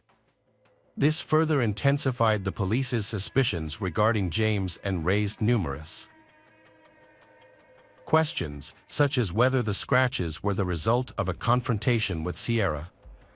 Detectives returned to the police station after questioning James Worley about Sierra's missing. They wanted to check his file, hoping to find relevant information. As they dug into James's past, they discovered that he had a dark criminal record, which included an attempted kidnapping of a young girl 26 years earlier, on July 4, 1989. On July 4, 1989, 26-year-old Robin Garter planned to attend a neighborhood picnic. Her mother was preparing potato salad and other food for the event. Robin thought it would be a good idea to go for a bike ride before the picnic. However, she had not brought any water with her, and it was getting very hot and uncomfortable. At that point, Robin considered going home to quench her thirst. Just as she was about to leave, she heard the sound of a car approaching. Robin figured she would wait for the car to pass and then go home. But before she could react, the car struck her bicycle. After the collision, Robin was hauled into the ditch by the side of the road. Dazed and confused, she still heard the driver stop and run out to check on her. The driver was none other than James, approached Robin anxiously, trying to assess the situation. The situation quickly became very dangerous. James suddenly struck Robin from behind, hitting her head very hard. Then, he pressed a screwdriver to her neck, threatening her life with menacing words. He ordered Robin to get into his car immediately.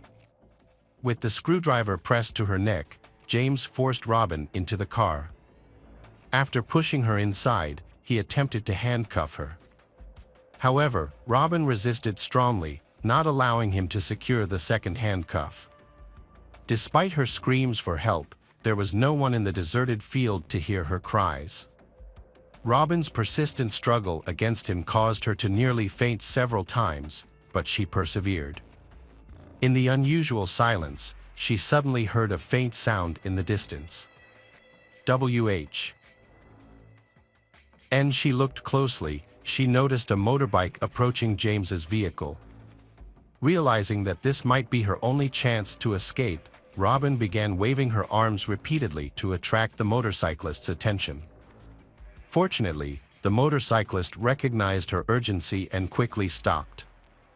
In her desperate plea for help, Robin told the motorcyclist that James intended to kidnap her. Without hesitation, she climbed onto the back of the motorbike, escaping her captor and the vehicle. The man on the motorbike took Robin home, where she eventually fainted. Robin's mother called the police and an ambulance. The motorcyclist, wanting to assist the authorities, led the police back to the scene. They were surprised to find James Worley still there with his car. When questioned, James was cooperative and provided identification to confirm his identity. However, his version of the story differed significantly from what was initially believed. He completely denied any intention to kidnap Robin. According to James, Robin had been riding her bike erratically, swerving into the road, which left him unable to avoid a collision. He claimed that after the accident, Robin was in a state of panic, which was why he had handcuffed her, not with the intention of causing harm, but to tie her to the steering wheel of his truck while he sought help. He insisted that his actions were motivated solely by genuine concern for her well-being. James Worley was arrested in 1989 after attempting to kidnap Robin. He was convicted of kidnapping and subsequently incarcerated in the state prison in Mansfield, Ohio. James was sentenced to 6 to 10 years in prison but was released 3 years later for good behavior. When Robin learned that the man who had tried to kidnap her was released, she was terrified. The fear that James might strike again haunted her. Armed with information about James Worley's criminal past, the police decided to visit his residence. With a search warrant in hand, the officers went to the home of James, who was suspected of being involved in Sierra's missing. They found nothing unusual in the house. However, when they examined James's backyard, they discovered a small shed tucked away in the corner. Upon opening the shed, they found several bales of hay inside. The officers conducted a thorough search of the barn and the surrounding area, looking for evidence that could link James to Sierra's missing. All areas were searched meticulously, with the aim of uncovering any hidden items or clues. During the search, the detectives found a small green box hidden in a corner of James Worley's barn. They carefully approached and opened the box, revealing its contents. Inside, they found several carefully labeled and sealed bags containing underwear, socks, and tube tops in Ziploc plastic bags. As they examined the other items, they came across a pair of purple panties stained with a blood-like substance. The detectives were concerned about other disturbing discoveries that might await them in their search of James's compound. The detectives noticed a piece of plywood on the ground. Recognizing its potential importance, they carefully removed the board to reveal a small chest freezer buried in the barn. When they opened the freezer, they detected a strong chemical odor similar to bleach, which heightened their suspicions. As they continued to investigate, they found other disturbing elements partially hidden among the straw bales. Among the items discovered was a dirty mattress pad. The presence of zip ties, duct tape, handcuffs, and keys intensified their concerns, as these items are often associated with kidnappings and other nefarious activities. Detectives collected all the evidence for DNA testing. James attempted to defend himself by claiming that the items were part of a pornographic entertainment business he was planning. However, the evidence gathered was far too overwhelming to support his explanation.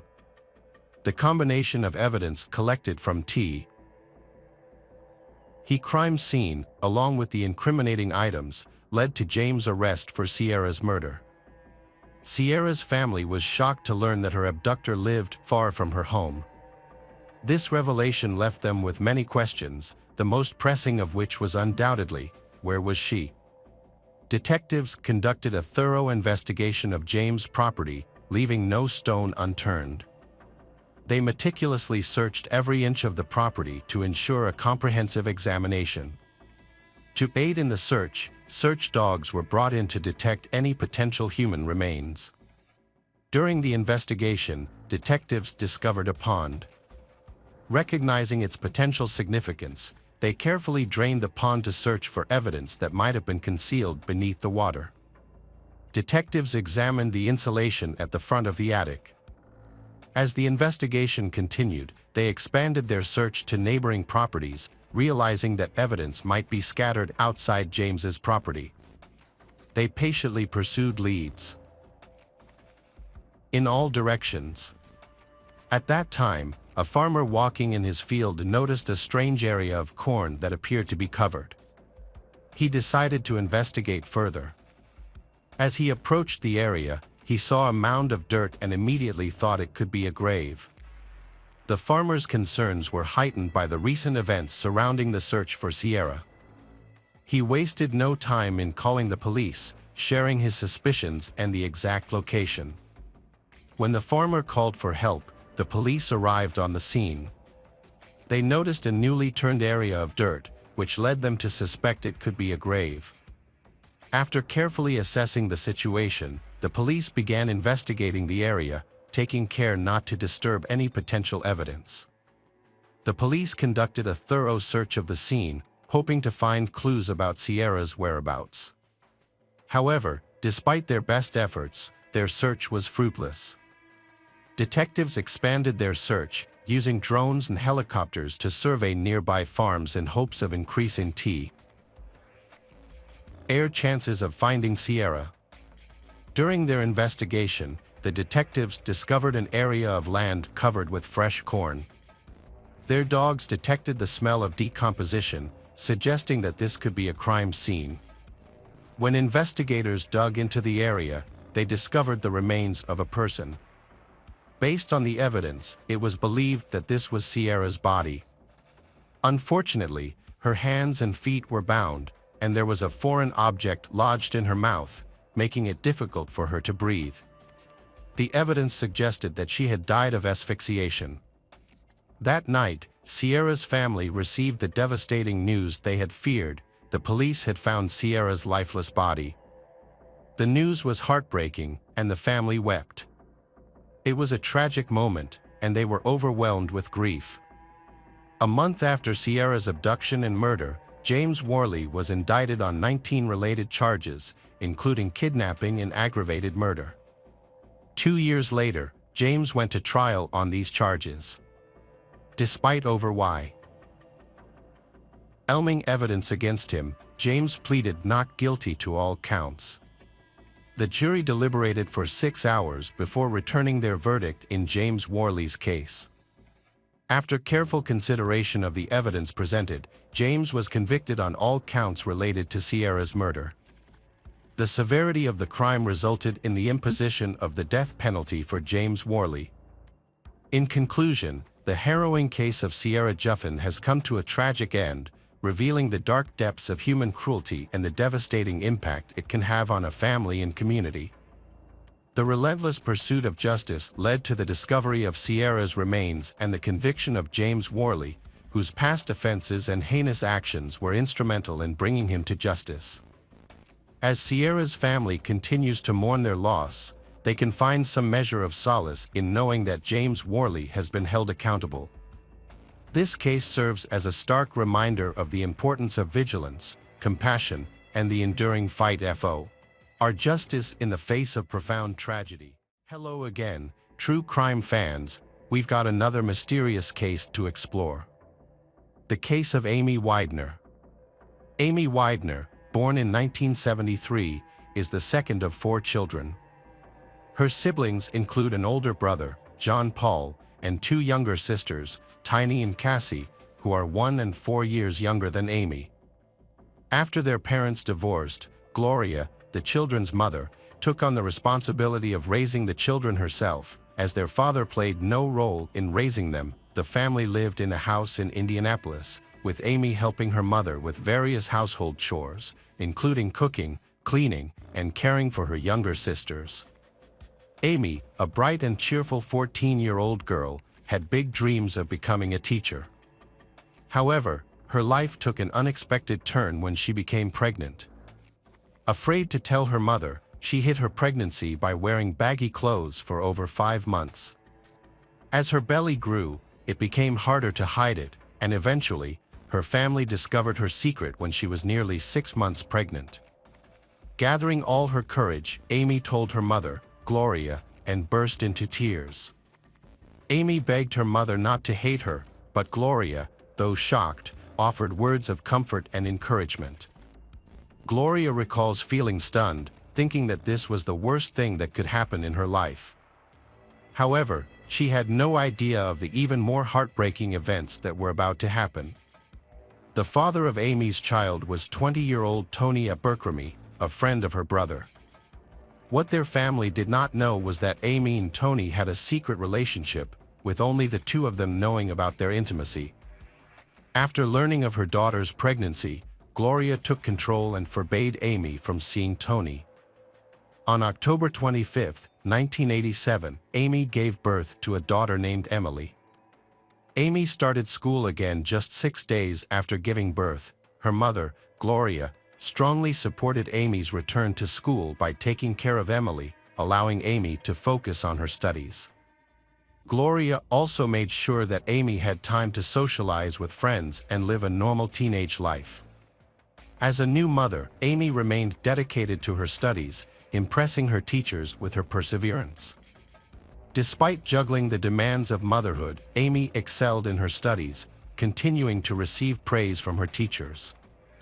Amy's family adapted to the new addition, with everyone sharing the care of Emily. Over time, life began to fall into a positive pattern, with Amy overcoming her difficulties. Just when things seemed to be going smoothly, a sudden change turned everything upside down. On November 13, 1989, 16-year-old Amy woke up with a severe sore throat and decided to stay home from school, despite her mother, Gloria, offering to take Emily to a nanny. She kept her 2-year-old daughter, Emily, with her. After breakfast together, Gloria went to work, and Amy's siblings went to school, leaving Amy and Emily alone at home. Gloria tried to contact Amy by phone at 9:30 a.m. but received no response. When she called again a few hours later and still had not heard anything, Gloria became worried. She asked a nearby neighbor to stop by and check on them. The neighbor found the house quiet and unresponsive, prompting Gloria to leave work immediately and go home. When she arrived, she found Emily sitting on the stairs. Gloria called Amy, but received no answer, so she went upstairs. The scene in Amy's bedroom was tragic and shocking. Amy lay motionless and naked on the bed, surrounded by bloodstains. When Gloria realized the urgency of the situation, she quickly called 911. The police arrived and carefully searched Amy's house. At first, they thought someone had tried to break in because several items were missing, including stereo equipment and a graphic equalizer that belonged to Amy's brother, John Paul. Another item missing was a piggy bank from Amy's room, a simple glass jar with about $50 in savings for school. The police did not find any signs of forced entry. It is likely that the perpetrator entered through an unlocked back door or the front door, which Amy may have opened herself. In Amy's room, the police found key evidence, a bloody handprint on the wall and several strands of hair, likely belonging to the attacker. The medical examiner determined that Amy had been hit in the head with a sharp object, sexually assaulted, and then strangled. Amy's 2-year-old daughter, Emily, may have witnessed these events.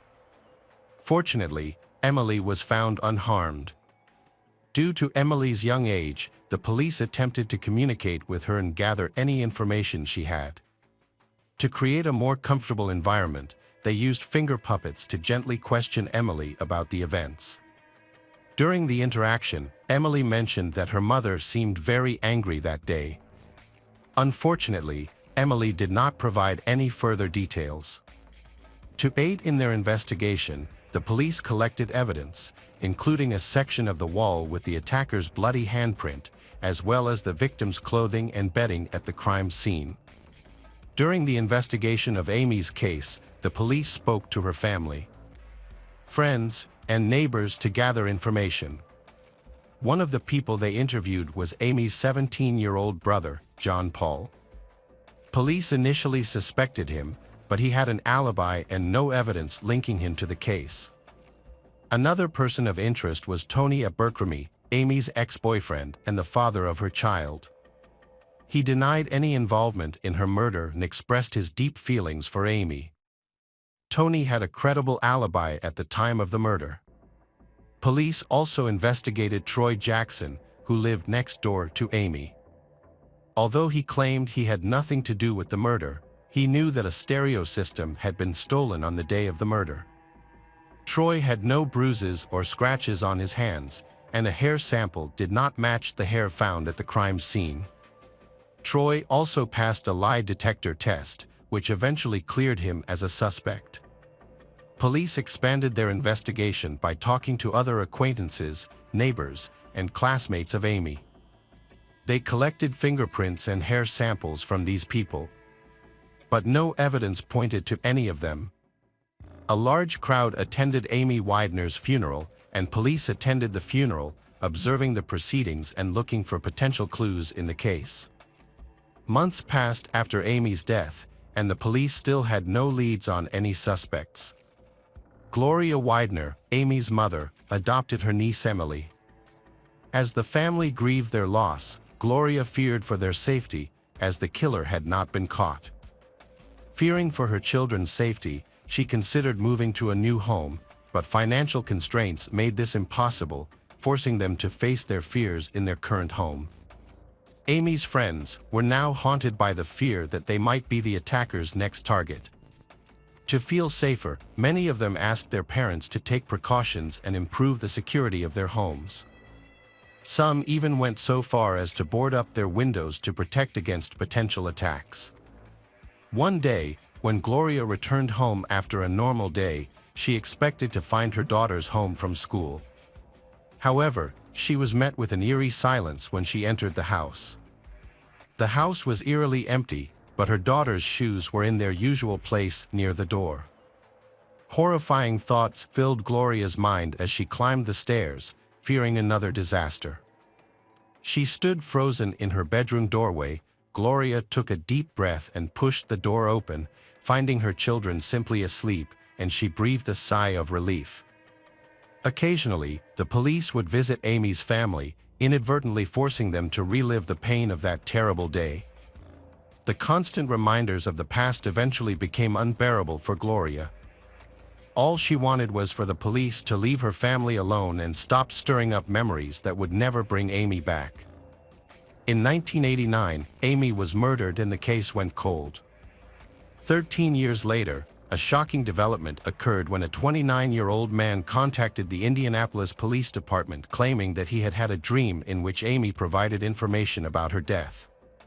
Although he provided details about the murder, most of the information was released in news reports. Police investigated the man, who was 16 at the time of the incident and lived across the street from Amy's house. His fingerprints and DNA were tested for any potential connection, but no match was found, leading to his release. Although his call did not contribute significant evidence, it prompted police to re-examine the unsolved case. In 2002, the investigation resumed, focusing on some of Amy's friends and acquaintances. Despite renewed efforts, the investigation once again hit a dead end, leaving the case unsolved. 8 years later, a Facebook group called Remembering Amy was created by her friends, sparking renewed interest in solving the case. A police officer, unfamiliar with Facebook, asked his colleague, Officer Bill Carter, to help him print out information from a Facebook group related to a cold case. Although Bill specializes in crimes other than homicide, reviewing the details of the case piqued his interest in Amy's murder. In his spare time, he began to explore the case files. Bill scrutinized the 2-decade-old case, re-examining every detail in the file, re-evaluating the evidence, and reviewing Amy's school records from the day of the murder. He also looked at the list of people who had attended Amy's funeral. By entering the case information into the database, Bill found some overlooked leads. Among them were several friends of Amy's brother who had never been questioned by the police and had not provided DNA samples. In 2011, Officer Bill expanded his investigation by contacting Amy's family and friends, asking for potential leads and the names of people who might have information about the case. As part of his new approach, he also began collecting DNA samples from people who had not previously been considered during the initial investigation. This effort complemented the neighborhood survey conducted after the crime, where police recorded the names of residents who lived near Amy's home. Bill reviewed the case file and returned to the area to determine if any of the original residents still lived nearby. His investigation led him to a woman who was a neighbor and friend of Amy's. The woman tried to recall the names of the boys Amy had befriended, and while she mentioned some names that the police knew, she also mentioned an unfamiliar name, Rodney Dank. In 2012, Bill received permission from the Cold Case Unit to officially take over the Amy case. His first step was to locate Rodney Dank to determine if he was a potential suspect. Amy's family was familiar with Rodney, as he was friends with Amy's brother, John Paul. They spent time together doing activities like biking and fishing. Bill asked John Paul about Rodney and learned that Rodney was a quiet, reserved person who kept to himself and did not arouse any suspicion. To gather more information, Bill went to the home of Rodney Dank, 40, who lived with his mother near Amy's family. Rodney worked at an auto parts store and had been divorced for some time, with an adult son whom he rarely saw. When Bill arrived at Rodney's home, his mother answered and told the police that Rodney was at work. Bill left his business card, asking Rodney to call him as soon as he returned. Rodney called Bill that evening and the police asked to meet with him to discuss Amy's murder. Rodney agreed and allowed Bill to come to his home. However, when Bill returned to Rodney's home, he was not there. Bill decided to run a background check on Rodney and discovered that Rodney had been convicted of assault in 1991 and burglary in 1997. The police also compared Rodney's fingerprints, which were already in the system, to the fingerprints found at Amy's house during the initial investigation. The test was conducted to determine if Rodney was involved in the case. When the results came back, they discovered that Rodney's fingerprints matched the bloody fingerprints found at the crime scene. After 23 years, Rodney was identified as the killer, but he had disappeared from the house. The police launched an extensive search. They tracked Rodney's credit card activity, which showed a rental car with an OnStar tracking system. The police located the car in Indianapolis, where Rodney was hiding at a friend's house. When surrounded by police, Rodney brandished a knife and claimed his innocence, injuring himself. He attempted to attack the police but was subdued with a taser, handcuffed, and taken to hospital. During a 2-day hospital interrogation that was captured on camera, Rodney confessed to Amy's murder. He said his original intention was to rob, not anticipating Amy's presence due to her illness. Rodney described entering the house through a sliding glass door, where he was suddenly confronted by a panicked Amy. In his panic, he grabbed the nearest object and hit Amy in the head, killing her. As he recounted the events of the next 2 days, Rodney repeatedly mentioned that his memory of the incident was hazy, blaming the 23 years that had passed since the crime. Rodney's account of his actions was inconsistent and he initially mentioned visiting Amy's house with someone called Bag. However, he could not recall many details about this person, including their appearance. When asked about Emily, Rodney stated that he did not see her during the incident and did not know that she was in the house or that she had called for help. Throughout the interrogation, Rodney remained calm.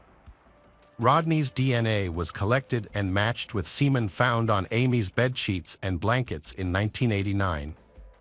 Fingerprints and semen found at the crime scene were both confirmed to be Rodney's, with no indication that anyone else was involved.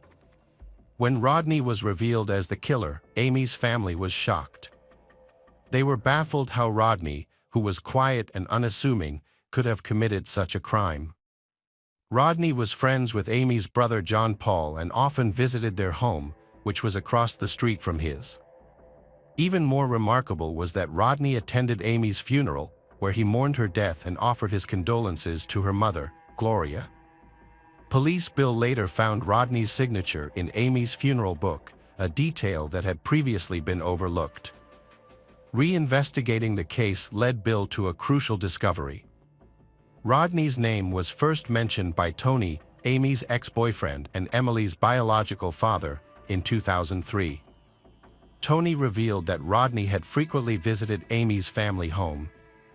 Bill realized that Rodney had somehow escaped notice in 1989 and had never been suspected or questioned at the time. Further investigation into Rodney's background in 2012 uncovered a disturbing fact. His biological son, Dylan, was in prison for a crime committed in 2009. Dylan was 16 when he killed his biological mother, Mary McHenry. He claimed that he had acted in response to her abuse, using a baseball bat to inflict the fatal wounds. Mary died of her injuries. Dylan turned 17 just days after the incident, leaving behind a tragic and heartbreaking case. Despite being largely absent from Dylan's life due to his early divorce from Mary McHenry, Rodney attended Dylan's trial in 2009, opting for a plea deal that resulted in a 20-year prison sentence. By the time of his scheduled release in 2029, Dylan will be 37. Rodney, on the other hand, initially insisted that he had an accomplice in Amy's murder, a man he knew as Bag. However, In June 2013, just 10 days before his trial was due to begin, Rodney, then 42, recanted his earlier confession, admitting that he had acted alone in Amy's murder. Rodney's sudden confession, combined with the substantial evidence against him, led to his 65-year prison sentence in 2013. Amy's family held a meeting with Detective Bill Carter after Amy's case was solved. To mark the 24th anniversary of her death, they released 24 balloons into the air, expressing their gratitude for Detective Bill's crucial role in solving the case. The family thanked him for his efforts, especially for identifying Rodney as the killer after just 12 days of investigation. Police officer Bill Carter received a prestigious award from the Indianapolis Police Department in January 2014. Although he was offered a position in the Homicide Bureau, he chose to stay in his current position. Years later, Amy's daughter, Emily, has grown up. She graduated from her mother's alma mater and then went to college, looking for new opportunities. Eventually, Emily moved from Indianapolis to California. Gloria still lives in the house where her daughter, Amy, tragically died.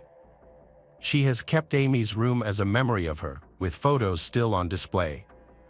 Now, the room is also where Gloria's grandchildren play when they visit for the holidays, bringing joy and new life to a space once filled with sadness and loss. Hello friends, welcome to our channel. Today we're going to take a look at another horrible case with you. The case of Lynette White. Lynette White was a beautiful young woman from Cardiff, Wales. Due to difficult circumstances, she had to support herself through prostitution since she was 14 years old. Although this was not Lynette's childhood dream, it was the path she was forced to choose. Before her murder, Lynette had given an interview to BBC Wales journalist Tim Rogers, who was investigating child prostitution. In this conversation, Lynette shared how she had been abused, taken to Bristol, and forced into prostitution. Although Lynette managed to return to Cardiff, she was still unable to escape this dangerous life. By 1988, when Lynette was 20 years old, she had become a well-known prostitute on the streets of Cardiff. With her beautiful appearance and high regard among her friends, Lynette was one of the top prostitutes in the city. She went to work every day, burning around £100 a night. People often thought that Lynette White was trying her best to make a better life, but the reality was quite different. She worked hard just to pay for her boyfriend Stephen Miller's cocaine addiction. Every day, Stephen took large amounts of money from Lynette, who was his only source of income. Lynette and Stephen lived together in a flat on Dorset Street, Cardiff. Every day, Stephen drove Lynette to work in Riverside, Cardiff, and then went to the North Star Club in the evening to collect her earnings. Lynette's life took a new turn when Leanne, a friend of Lynette's, lent her the keys to a flat. The purpose of this was for Lynette to take clients there for sex. On the evening of February 14, 1988, Leanne went to the flat as she presumably wanted to use it. However, when she got there, Leanne found the door locked, which was quite unusual. Leanne became very concerned about Lynette and went to Butetown Police Station to report her missing. The police went with Leanne to her James Street flat. They entered the flat and found Lynette lying in a pool of her own blood. She had died from severe injuries. A post-mortem examination by forensic pathologist Bernard Knight revealed that Lynette had been stabbed more than 50 times in various parts of her body, including her chest, face, abdomen, wrists, arms, hands, and thighs. In particular, her throat had been brutally slashed from ear to ear. Although Lynette had been stabbed multiple times, her cause of death was the injury to her throat. The medical examiner determined that Lynette was murdered on February 14th. Between 1:45 a.m. and 4 a.m. Lynette's body was found between the foot of her bed and the window, covered in blood. An autopsy revealed that semen containing no sperm was found in Lynette's vagina and on her underwear. Additionally, 2 different blood types were found on Lynette, including her own blood and blood type AB, which was not Lynette's. After news of Lynette's death spread, police began to investigate the case further. Several witnesses reported seeing a distressed man in the area near where Lynette's body was found on James Street. The man looked suspicious and appeared to have blood on his hands. The suspicious man was described as a white man, about 5 feet 10 inches tall and in his mid-30s. Police focused their search on him and eventually arrested a man matching the description. However, he was released after providing an alibi. Police also investigated Stephen, Lynette's boyfriend, as the victim's partner is often the first suspect. Stephen was questioned but was later released because his blood type did not match the blood type found on Lynette. In addition, the police also investigated Francine Cordell and his mother because Lynette was scheduled to testify against Francine in court in an unrelated case. However, both were also ruled out as suspects because their blood did not match the A/B blood type found on Lynette. With no leads, the police had to rely on statements collected from the house-to-house investigation. In particular, 2 people gave suspicious statements. They were Mark Gromick, who lived in the apartment above where Lynette was murdered, and his friend, Paul Atkins. In their testimonies, Mark and Paul gave 4 completely different statements. Therefore, the investigators did not take these statements seriously. The police collected more statements related to Lynette's murder. Ronnie Williams, a police informant, gave statements implicating his brother-in-law, Yusef Abdullahi. However, the strained relationship between Ronnie and Yusef led the police to doubt and dismiss this account. Leanne Vilde, who reported Lynette missing on the day of her death, was also a suspect. After intense questioning, she gave a drunken statement naming Stephen and Yusef as the killers. Another eyewitness, Violet Piriam, a secretary at the Cardiff Yacht Club, shed light on the case. 8 months into the investigation, she recalled a crucial detail. On February 14th, while driving home from the club at around 1:30 a.m., she saw 4 excited black men outside the building where Lynette was killed. 2 of them, in particular, she identified as John Actie and Rashid Omar. Piriam's testimony opened a new line of inquiry into the case.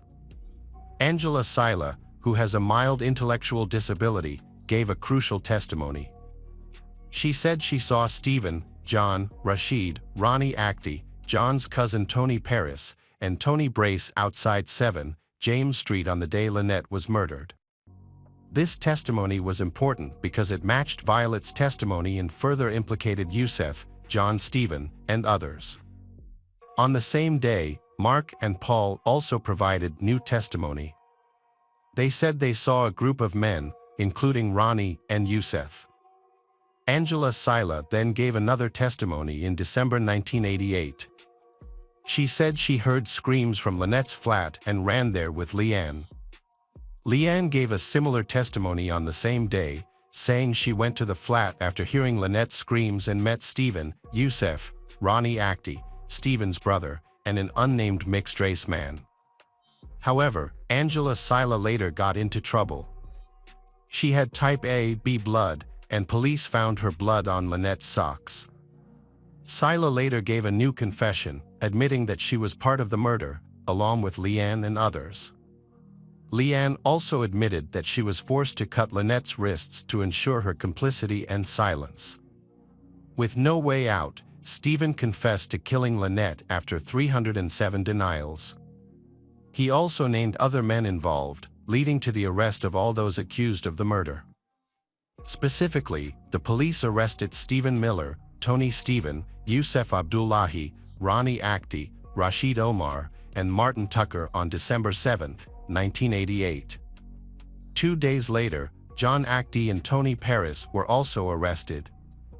After nearly a year in custody, their trial began on October 5, 1989 at Swansea Crown Court. It was the longest murder trial in British legal history, lasting 197 days.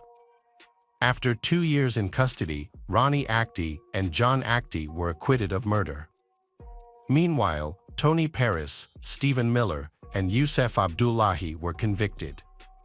Each was sentenced to life imprisonment and was known as the Cardiff Three. However, there was no forensic evidence linking the men to the crime scene, which created many doubts and questions about the verdict. Friends and family of the Cardiff Three began a campaign to overturn the verdict. The campaign received widespread support and was followed up by television documentaries in 1992. The Cardiff Three's appeal was finally accepted in December 1992. After hearing Stephen's interrogation, Judge Taylor decided that the police had been abusive in their questioning of Stephen. Therefore, the veracity of Stephen's testimony was no longer important. In the end, the Cardiff Three were acquitted. Their conviction was deemed unsafe and insufficiently supported. However, if the Cardiff Three were not the real criminals, then the real criminal is still at large. This raises the question, who killed Lynette White? 8 years later, the case was reopened. This time, Professor Dave Barkley and Police Chief Kevin O'Neill were assigned to investigate. The case led the police back to the crime scene, where the incident had occurred 12 years earlier. While reviewing old photos of the crime scene, Professor Barkley discovered a crucial detail that no one else had seen all these years: a large drop of blood that might have been splattered from a knife onto the wallpaper. When the crime occurred in 1988, the police had collected several pieces of wallpaper from the apartment as evidence. Upon searching through the old evidence, they discovered that the only missing piece of wallpaper was the one containing the large drop of blood. The forensic team continued to investigate the case, carefully studying photos of the scene. They discovered that the blood might have been hidden under several layers of paint on the baseboards. The team also found traces of blood on a piece of cellophane from a cigarette packet, leading to the suspect being nicknamed Cellophane Man. To find the suspect, the forensic team led by Angela Gallup began collecting and comparing DNA data. However, searching for a matching DNA profile in 140 police databases proved futile as no matches were found. But the forensic team did not give up. They narrowed down the search to hundreds of profiles in the Cardiff area by comparing similar DNA profiles. They eventually found a match between the suspect's DNA profile and that of a 14-year-old boy who was known to the police for driving around Cardiff. Surprisingly, the boy could not be a suspect because he had not been born at the time of the crime 15 years ago. The police still visited the boy's home to investigate. There, they were told that the boy's father had died but that he had an uncle named Jeffrey Gafford. On February 26, 2003, detectives went to Jeffrey's home in the village of Hanharan, 15 miles west of Cardiff. However, Jeffrey's house was empty at the time. The next morning, police went to his workplace in an office building in Cardiff city centre. When they explained the purpose of their visit, Jeffrey said, "I think you've got someone for the job." Jeffrey was then asked to provide a mouth swab, which he agreed to do. The police immediately analyzed the swab and identified a clue that would lead to the murderer. The next morning, Superintendent Kevin O'Neill wanted to get things right so there would be no more mistakes. He assigned a team to watch Jeffrey before he began interviewing him. Chief O'Neill had planned to monitor Jeffrey for a week, but on February 28, 2003, Jeffrey attempted suicide. When the surveillance team caught him in a garage, where he had bought 3 packets of paracetamol, the police immediately took action. When the police arrived at Jeffrey's home, he had taken approximately 62 paracetamol tablets, a significant amount of painkillers. Despite this, Jeffrey tried to hide his actions. When questioned, he made a horrifying confession: "I killed Lynette White. I've been waiting for this for 15 years. I think I deserve this sentence. I really hope to die." Jeffrey was then taken to the hospital, where he once again confessed to the murder he had committed 15 years earlier. Initially refusing treatment, Jeffrey prepared himself to accept death. But he eventually agreed to take the antidote and recovered within a few days. On July 4, 2003, Jeffrey pleaded guilty to the murder of Lynette White in court. Judge Royce sentenced Jeffrey to life imprisonment with a minimum of 12 years and 8 months. Jeffrey's lawyer later revealed that Jeffrey had killed Lynette for over 30 pounds and had sexually assaulted her body. In February 2007, Paul Atkins, Angela Sila, Leanne Vilde, and Mark Gromick were charged with perjury. By December 2008, 3 of them, Angela Sila, Leanne Vilde, and Mark Gromick, were convicted and each sentenced to 18 months in prison. However, Paul Atkins was acquitted because it was believed he had been bullied, threatened, abused, and manipulated into making false statements. In March 2009, it was announced that the prosecution had enough evidence to charge the officers involved in the original investigation for conspiracy to pervert the course of justice. However, in 2011, the trial was dropped due to a lack of evidence. In 2015, 8 of the accused officers brought a civil suit in the High Court against the police force, suing for malicious prosecution, unlawful detention, and wrongful conduct. However, in late 2015, the judge in the civil case dismissed their case. 5 of the wrongfully accused men were awarded compensation after their release. Stephen Miller was paid £571,000, John Actie received £300,000, while Tony Perez was awarded £250,000. 2 other men, Ron Actie and Yusuf Abdullahi, have since died. Ronnie Actie died in 2007 after struggling to come to terms with what had happened to him. Yusuf Abdullahi died in 2011 from cancer after battling post-traumatic stress disorder. Hello friends, welcome to our channel. Today we're going to take a look at another horrible case with you. The case of Turpin family. David Turpin was born on October 17, 1961, in Princeton, West Virginia, to Betty and James Turpin. David came from a devoutly religious family and had a relatively normal upbringing. During his high school years at Princeton High School, David participated in various activities, including Bible Club, Chess Club, Science Club, and a cappella choir. David enrolled at Virginia Tech University after graduating from high school to pursue a degree in electrical engineering in Blacksburg, Virginia. Thanks to his exceptional skills in computer engineering, David landed jobs at leading defense technology companies such as Northrop Grumman and Lockheed Martin. Louise Turpin was born on May 24, 1968, in Princeton, West Virginia. She is the eldest of 6 children of Wayne Robinette, a preacher, and Phyllis Robinette, who worked at Walmart and sang in the church choir. The Robinette children's home environment was tense due to frequent conflicts between their parents, which led to harsh treatment.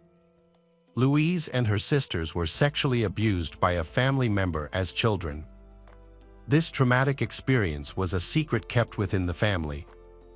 According to Louise's younger sister, Elizabeth, Louise played a protective, gentle, kind, and nurturing role.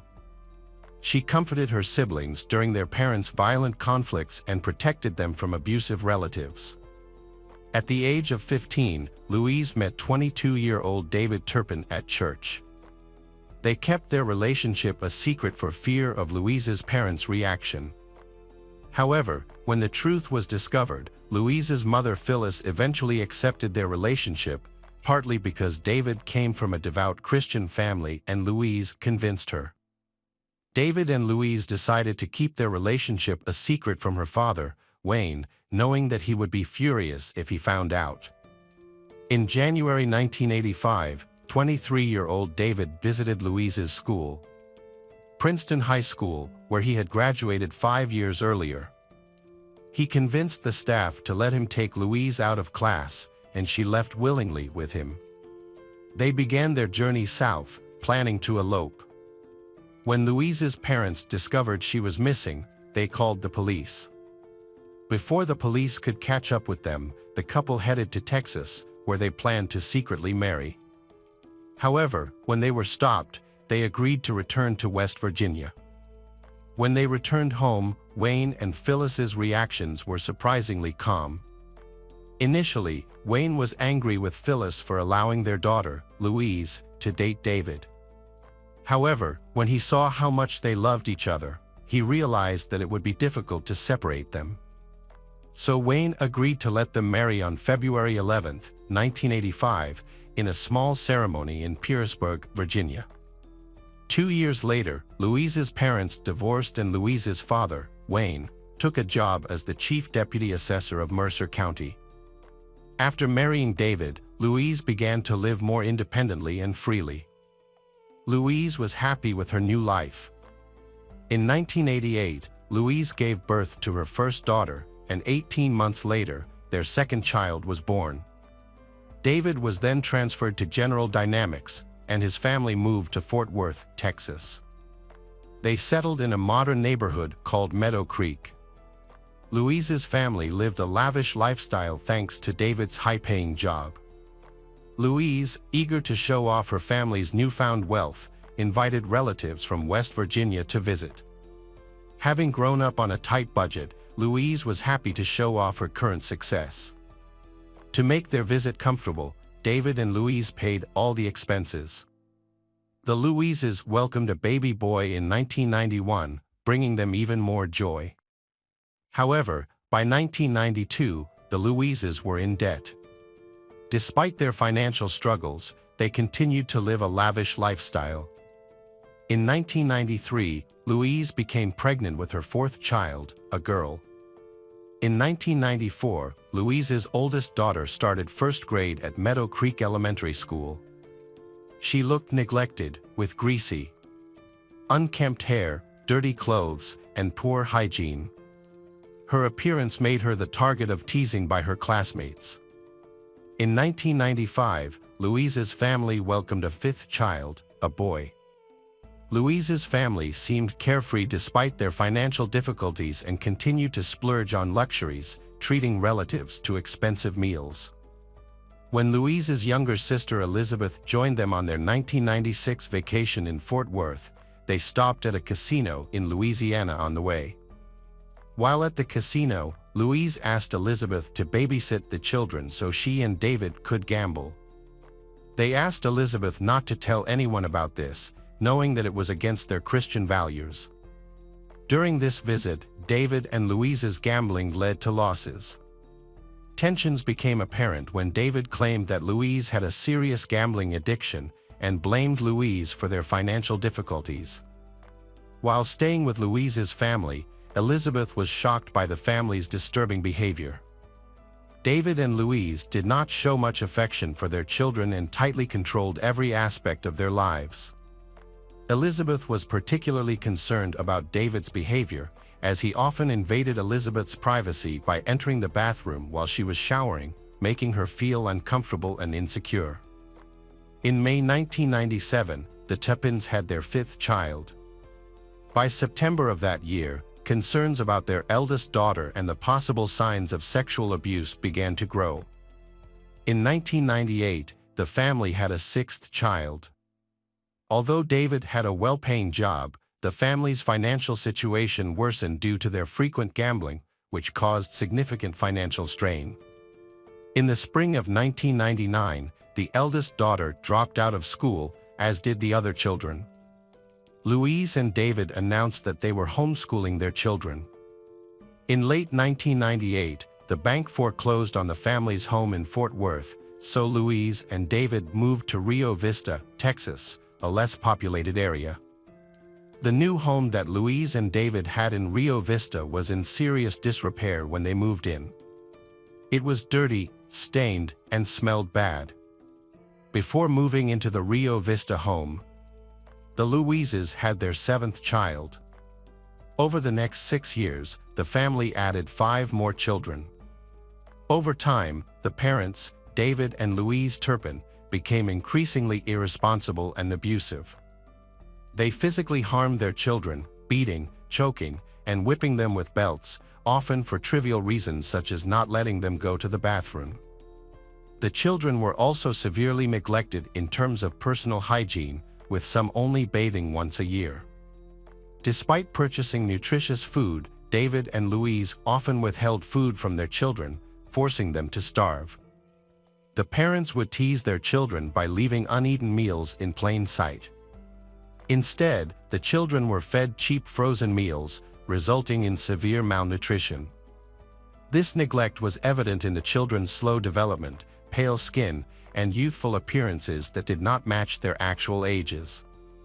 In 2004, Louise's family moved to a nicer trailer, leaving behind their old home in Rio Vista, which had become uninhabitable due to years of neglect, garbage accumulation, and rodent infestation. In 2008, Louise Turpin, then 40, had a shocking conversation with her sister Teresa. Louise revealed that she and her husband David had abandoned their Christian education and stopped attending church. Instead, they had become interested in Satanism and used Ouija boards. Louise also confessed that she and David had engaged in wife swapping, a lifestyle that involved having sex with other couples they met online. What was even more disturbing was that they often left their younger children at home, in the care of their older siblings, while they went out to meet strangers they had met online. This drastic change in Louise, who had always been caring and responsible, worried her older sister Teresa. Despite their financial struggles, Louise's family often went to Disneyland in matching outfits, taking lots of happy photos. Louise made sure to send these photos to her family and her parents. The only indication to Louise's family that the children were okay was through these photos, which showed them appearing happy despite being very thin. In 2014, Louise's family moved to Paris, California, about 20 miles north of Murrieta. By this time, the child abuse had reached an extremely violent level. David and Louise had tied their children to their beds with ropes. If the children tried to escape, the ropes were replaced with chains and locks. The children were locked in the room for around 20 hours a day, forced to endure the stench that permeated the air. In 2015, the family welcomed their 13th and final child. Soon after, the family traveled to Las Vegas to celebrate David and Louise's 30th wedding anniversary. Faced with the horrors of their living conditions, Louise and David's 17-year-old daughter made the brave decision to seek help by reporting the abuse to the police. She climbed out of the window and quickly called the police on the phone. During a tense 20-minute 911 call, she detailed the deplorable living conditions and the countless abuses she and her siblings endured. With photographs of their desperate situation as evidence, she waited for the police to arrive. When police arrived at the scene, they witnessed a horrifying scene: a severely malnourished girl who appeared to be about 10 years old. The girl led police to the front door, where they found Louise. Upon entering the home, police immediately smelled a strong stench that made it difficult to breathe.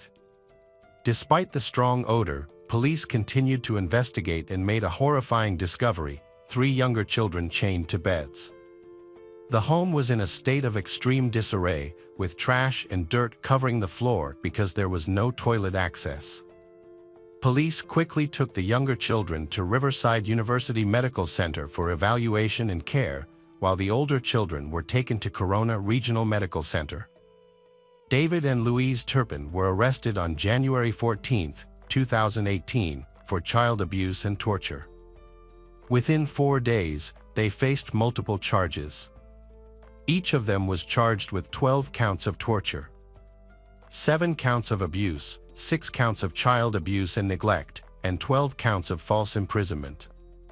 David Turpin also faces a separate charge of lewd conduct with a child under 14. Among their children, a 2-year-old child showed no obvious signs of abuse. In addition to being abused, the children were treated extremely cruelly by their parents. They suffered severe physical abuse that resulted in neurological damage. The children of Louise and David lacked basic life skills and knowledge. Although their parents, David and Louise Turpin, bought them toys, the children were not allowed to play with them. They were forced to stay up until the early hours of the morning, often until 4 or 5 a.m., and were not allowed to go to bed before that time. In 2018, the court took action against the Turpin parents. On January 24th, the judge ordered that David and Louise have no contact with their children for 3 years and that all contact be through their attorney. On June 21st of the same year, the court decided that there was enough evidence against David and Louise to proceed to trial. The trial concluded on February 22, 2019.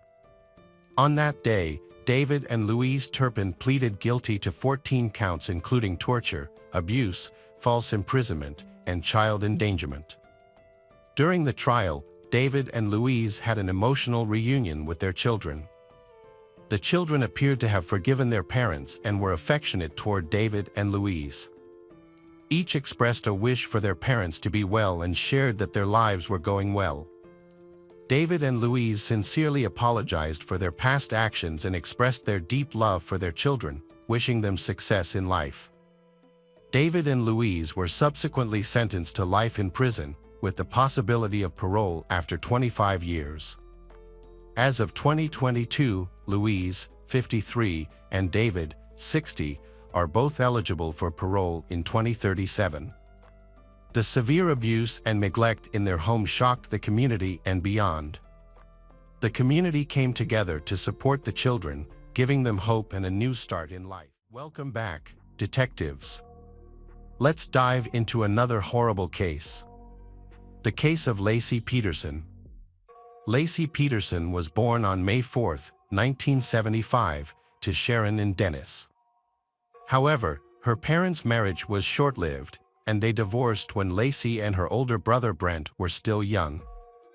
Following the divorce, Laci's life changed with the introduction of her stepfather, Ron. As a dairy farmer, Ron became a significant influence in Laci's life, serving as a father figure and helping to raise her. Laci was a bright and cheerful person, known for her captivating smile and lively personality. She was a social butterfly, always eager to engage in conversations and thrive in social situations. Laci growing up on a dairy farm, Laci has a strong connection to nature. She spends a lot of time exploring and enjoying the natural beauty around her. One of her favorite activities was gardening with her mother. This shared hobby would eventually shape Laci's interests and career path as an adult. Laci was a student at Thomas Downey High School, where she was a cheerleader and made a lasting impression with her outgoing personality. After graduating, she attended California Polytechnic University, where she studied ornamental horticulture. During her time at Cal Poly, Laci would often visit a friend who worked at a restaurant in Morro Bay. It was there that she met Scott Peterson, a co-worker of her friends. Laci was immediately attracted to Scott and decided to take the initiative by giving him her phone number. Scott quickly responded, and they had an instant connection during their first conversation. They were eager to meet in person, and Scott asked Laci out on a date. Their first date was a deep-sea fishing trip, but it didn't go as smoothly as they had hoped. Laci became seasick during the outing, which put a damper on their initial encounter. Laci and Scott's relationship continued to blossom despite a rocky start. As they grew closer, they decided to take a significant step and move in together. Before meeting Laci, Scott had aspirations of becoming a professional golfer. But as their relationship deepened, his priorities shifted, and he chose to focus on a career in business instead. After Laci graduated from Cal Poly in 1997, Scott graduated the following year. Their graduation marked the beginning of an exciting new chapter in their lives.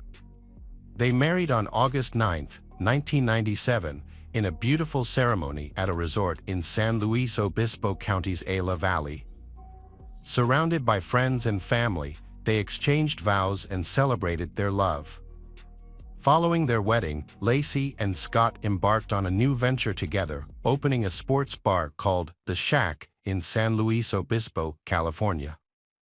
Although business was initially slow, they persevered, and over time, they began to attract a steady stream of customers.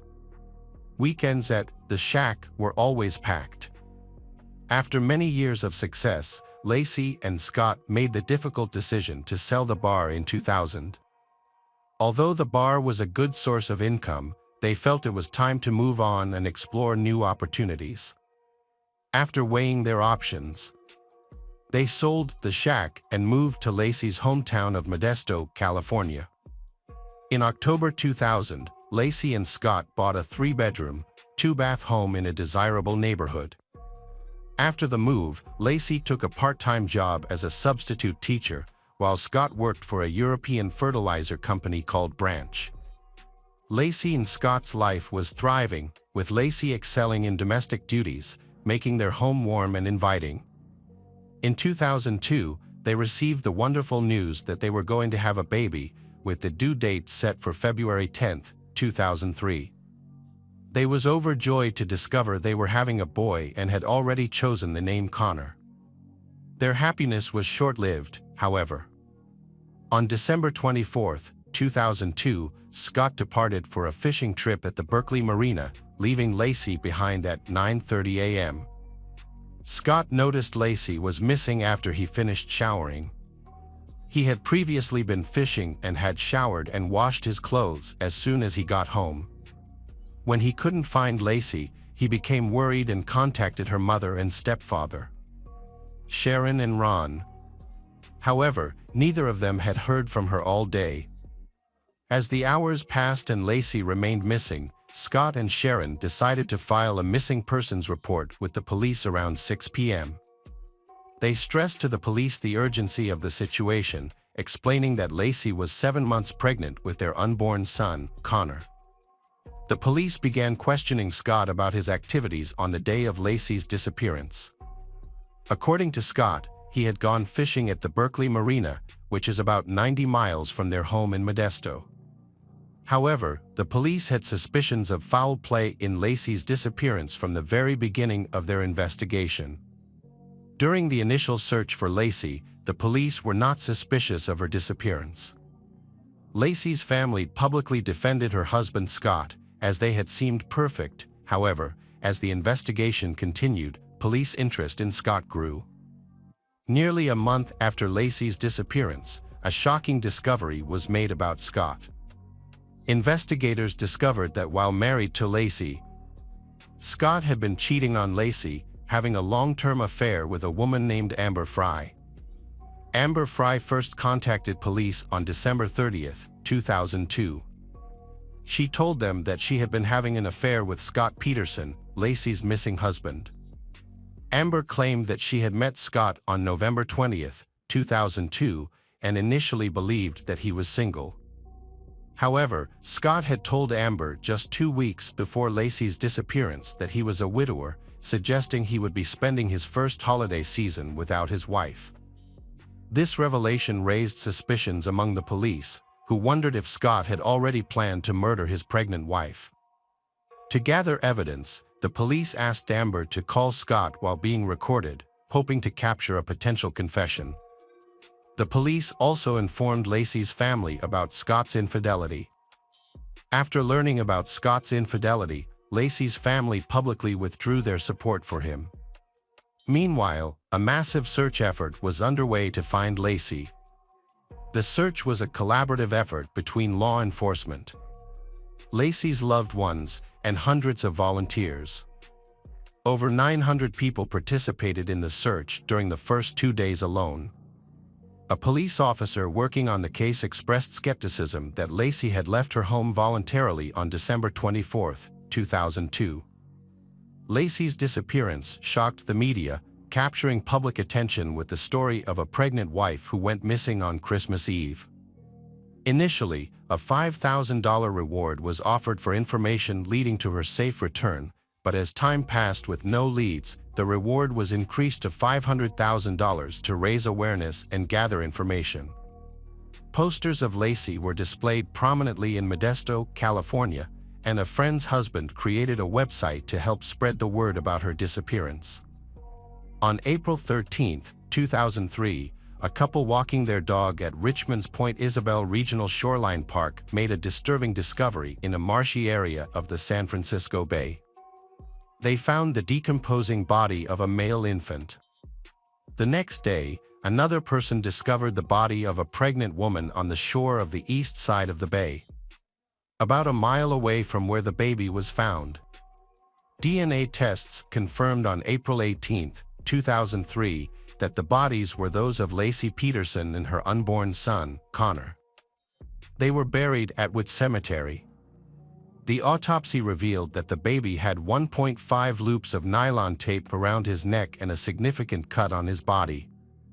Laci's autopsy showed that Laci had 2 cracked ribs, her upper torso had been disemboweled, and her head and limbs were missing. The medical examiner determined that the baby died in the womb and was expelled from Laci's body after her death. Agents from the FBI and the Modesto Police Department searched the home of Scott and Laci Peterson, looking for evidence that might link them to Laci's disappearance. During the search, they found the hair caught in Scott's pliers on his fishing boat. The FBI analyzed the hair and matched it to Laci's DNA. In addition to the home search, the FBI also investigated Scott's truck and warehouse for any signs of evidence. They also examined Scott's boat, where they found a homemade anchor made with a 90-pound bag of concrete. Scott claimed he used the concrete to repair his driveway, but investigators believed he had actually made multiple anchors, using them to weigh down Laci's body in the San Francisco Bay. The police identified the bodies found in the San Francisco Bay as Laci and Connor. This led to Scott's arrest near a golf course. At the time of his arrest, Scott's appearance had changed significantly, as his dark brown hair was now blonde. A search of his vehicle revealed a large amount of cash, $115,000, as well as survival gear, camping equipment, and 4 cell phones. The police also found 2 driver's licenses, one belonging to Scott and the other linked to his brother. This evidence suggested that Scott was planning to escape the state. Scott's father provided an alternative explanation for the driver's license found in Scott's car. According to his father, Scott had borrowed his brother's license to get a discount at the golf course. The father also explained that Scott's car was packed with belongings because Scott was living out of his car to avoid the media attention surrounding his case. A year after his arrest, Scott's trial began in June 2004. During the opening arguments, the prosecution presented its case, claiming that Scott's affair with Amber was the motive for Laci's murder. The prosecution highlighted Scott's suspicious behavior before and after Laci's disappearance, including inconsistencies in his alibi. Initially, Scott told police he was fishing on the day Laci went missing, but later told others he was golfing.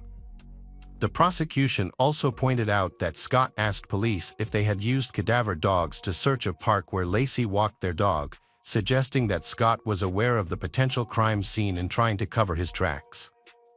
In response, Scott's defense team presented a strong argument. They acknowledged Scott's history of infidelity but argued that it did not necessarily make him guilty of murder. They claimed that Scott would not ruin his life for someone he had only dated a few times. The defense suggested that a possible explanation for Laci's hair being found in Scott's boat was a previous visit to the marina with Laci. Other witnesses, including a realtor and a salesman, testified that Scott was actively trying to sell their home and trade in Laci's car, respectively, in the months following her disappearance. The prosecution presented this evidence as proof of Scott's guilt. Additionally, Amber, Scott's mistress, testified about their affair, and the jury listened to secretly recorded phone calls between they. During Scott's trial, a hydrologist and a tidal expert testified that it was possible for Laci's body to have been dumped in the area where Scott claimed to have been fishing on the day she disappeared. However, the defense argued that there was not enough credible evidence to link Scott directly to the crime. They proposed an alternative theory, that someone had kidnapped Laci on Christmas Eve 2002, held her captive until she gave birth, and then disposed of both bodies in the San Francisco Bay. Scott's attorney emphasized that there was no direct evidence connecting Scott to the crime and suggested that other suspects could have been responsible. On November 12, 2004, the jury in California found Scott guilty of 2 counts of murder, first-degree murder for Laci's death and second-degree murder for the death of their unborn son, Connor. Laci's murder was classified as first-degree murder with special circumstances due to the involvement of the fetus. Scott's classification made him eligible for the death penalty. After his conviction, the trial's penalty phase began, focusing on determining his punishment. The jury considered his criminal history, aggravating factors, and mitigating factors before unanimously deciding on the death penalty. In August 2020, the California court upheld Scott's conviction but vacated his death sentence, with the judge ordering Scott to be resentenced to life in prison without the possibility of parole. As a result, Scott was transferred from San Quentin State Prison, where he had been on death row, to Mule Creek State Prison in Ione, California, on the judge's order. In response to Laci's case, President George W. Bush signed the Unborn Victims of Violence Act into law on April 1, 2004. Laci's mother and stepfather attended the signing ceremony, standing alongside President George W. Bush as the legislation took effect.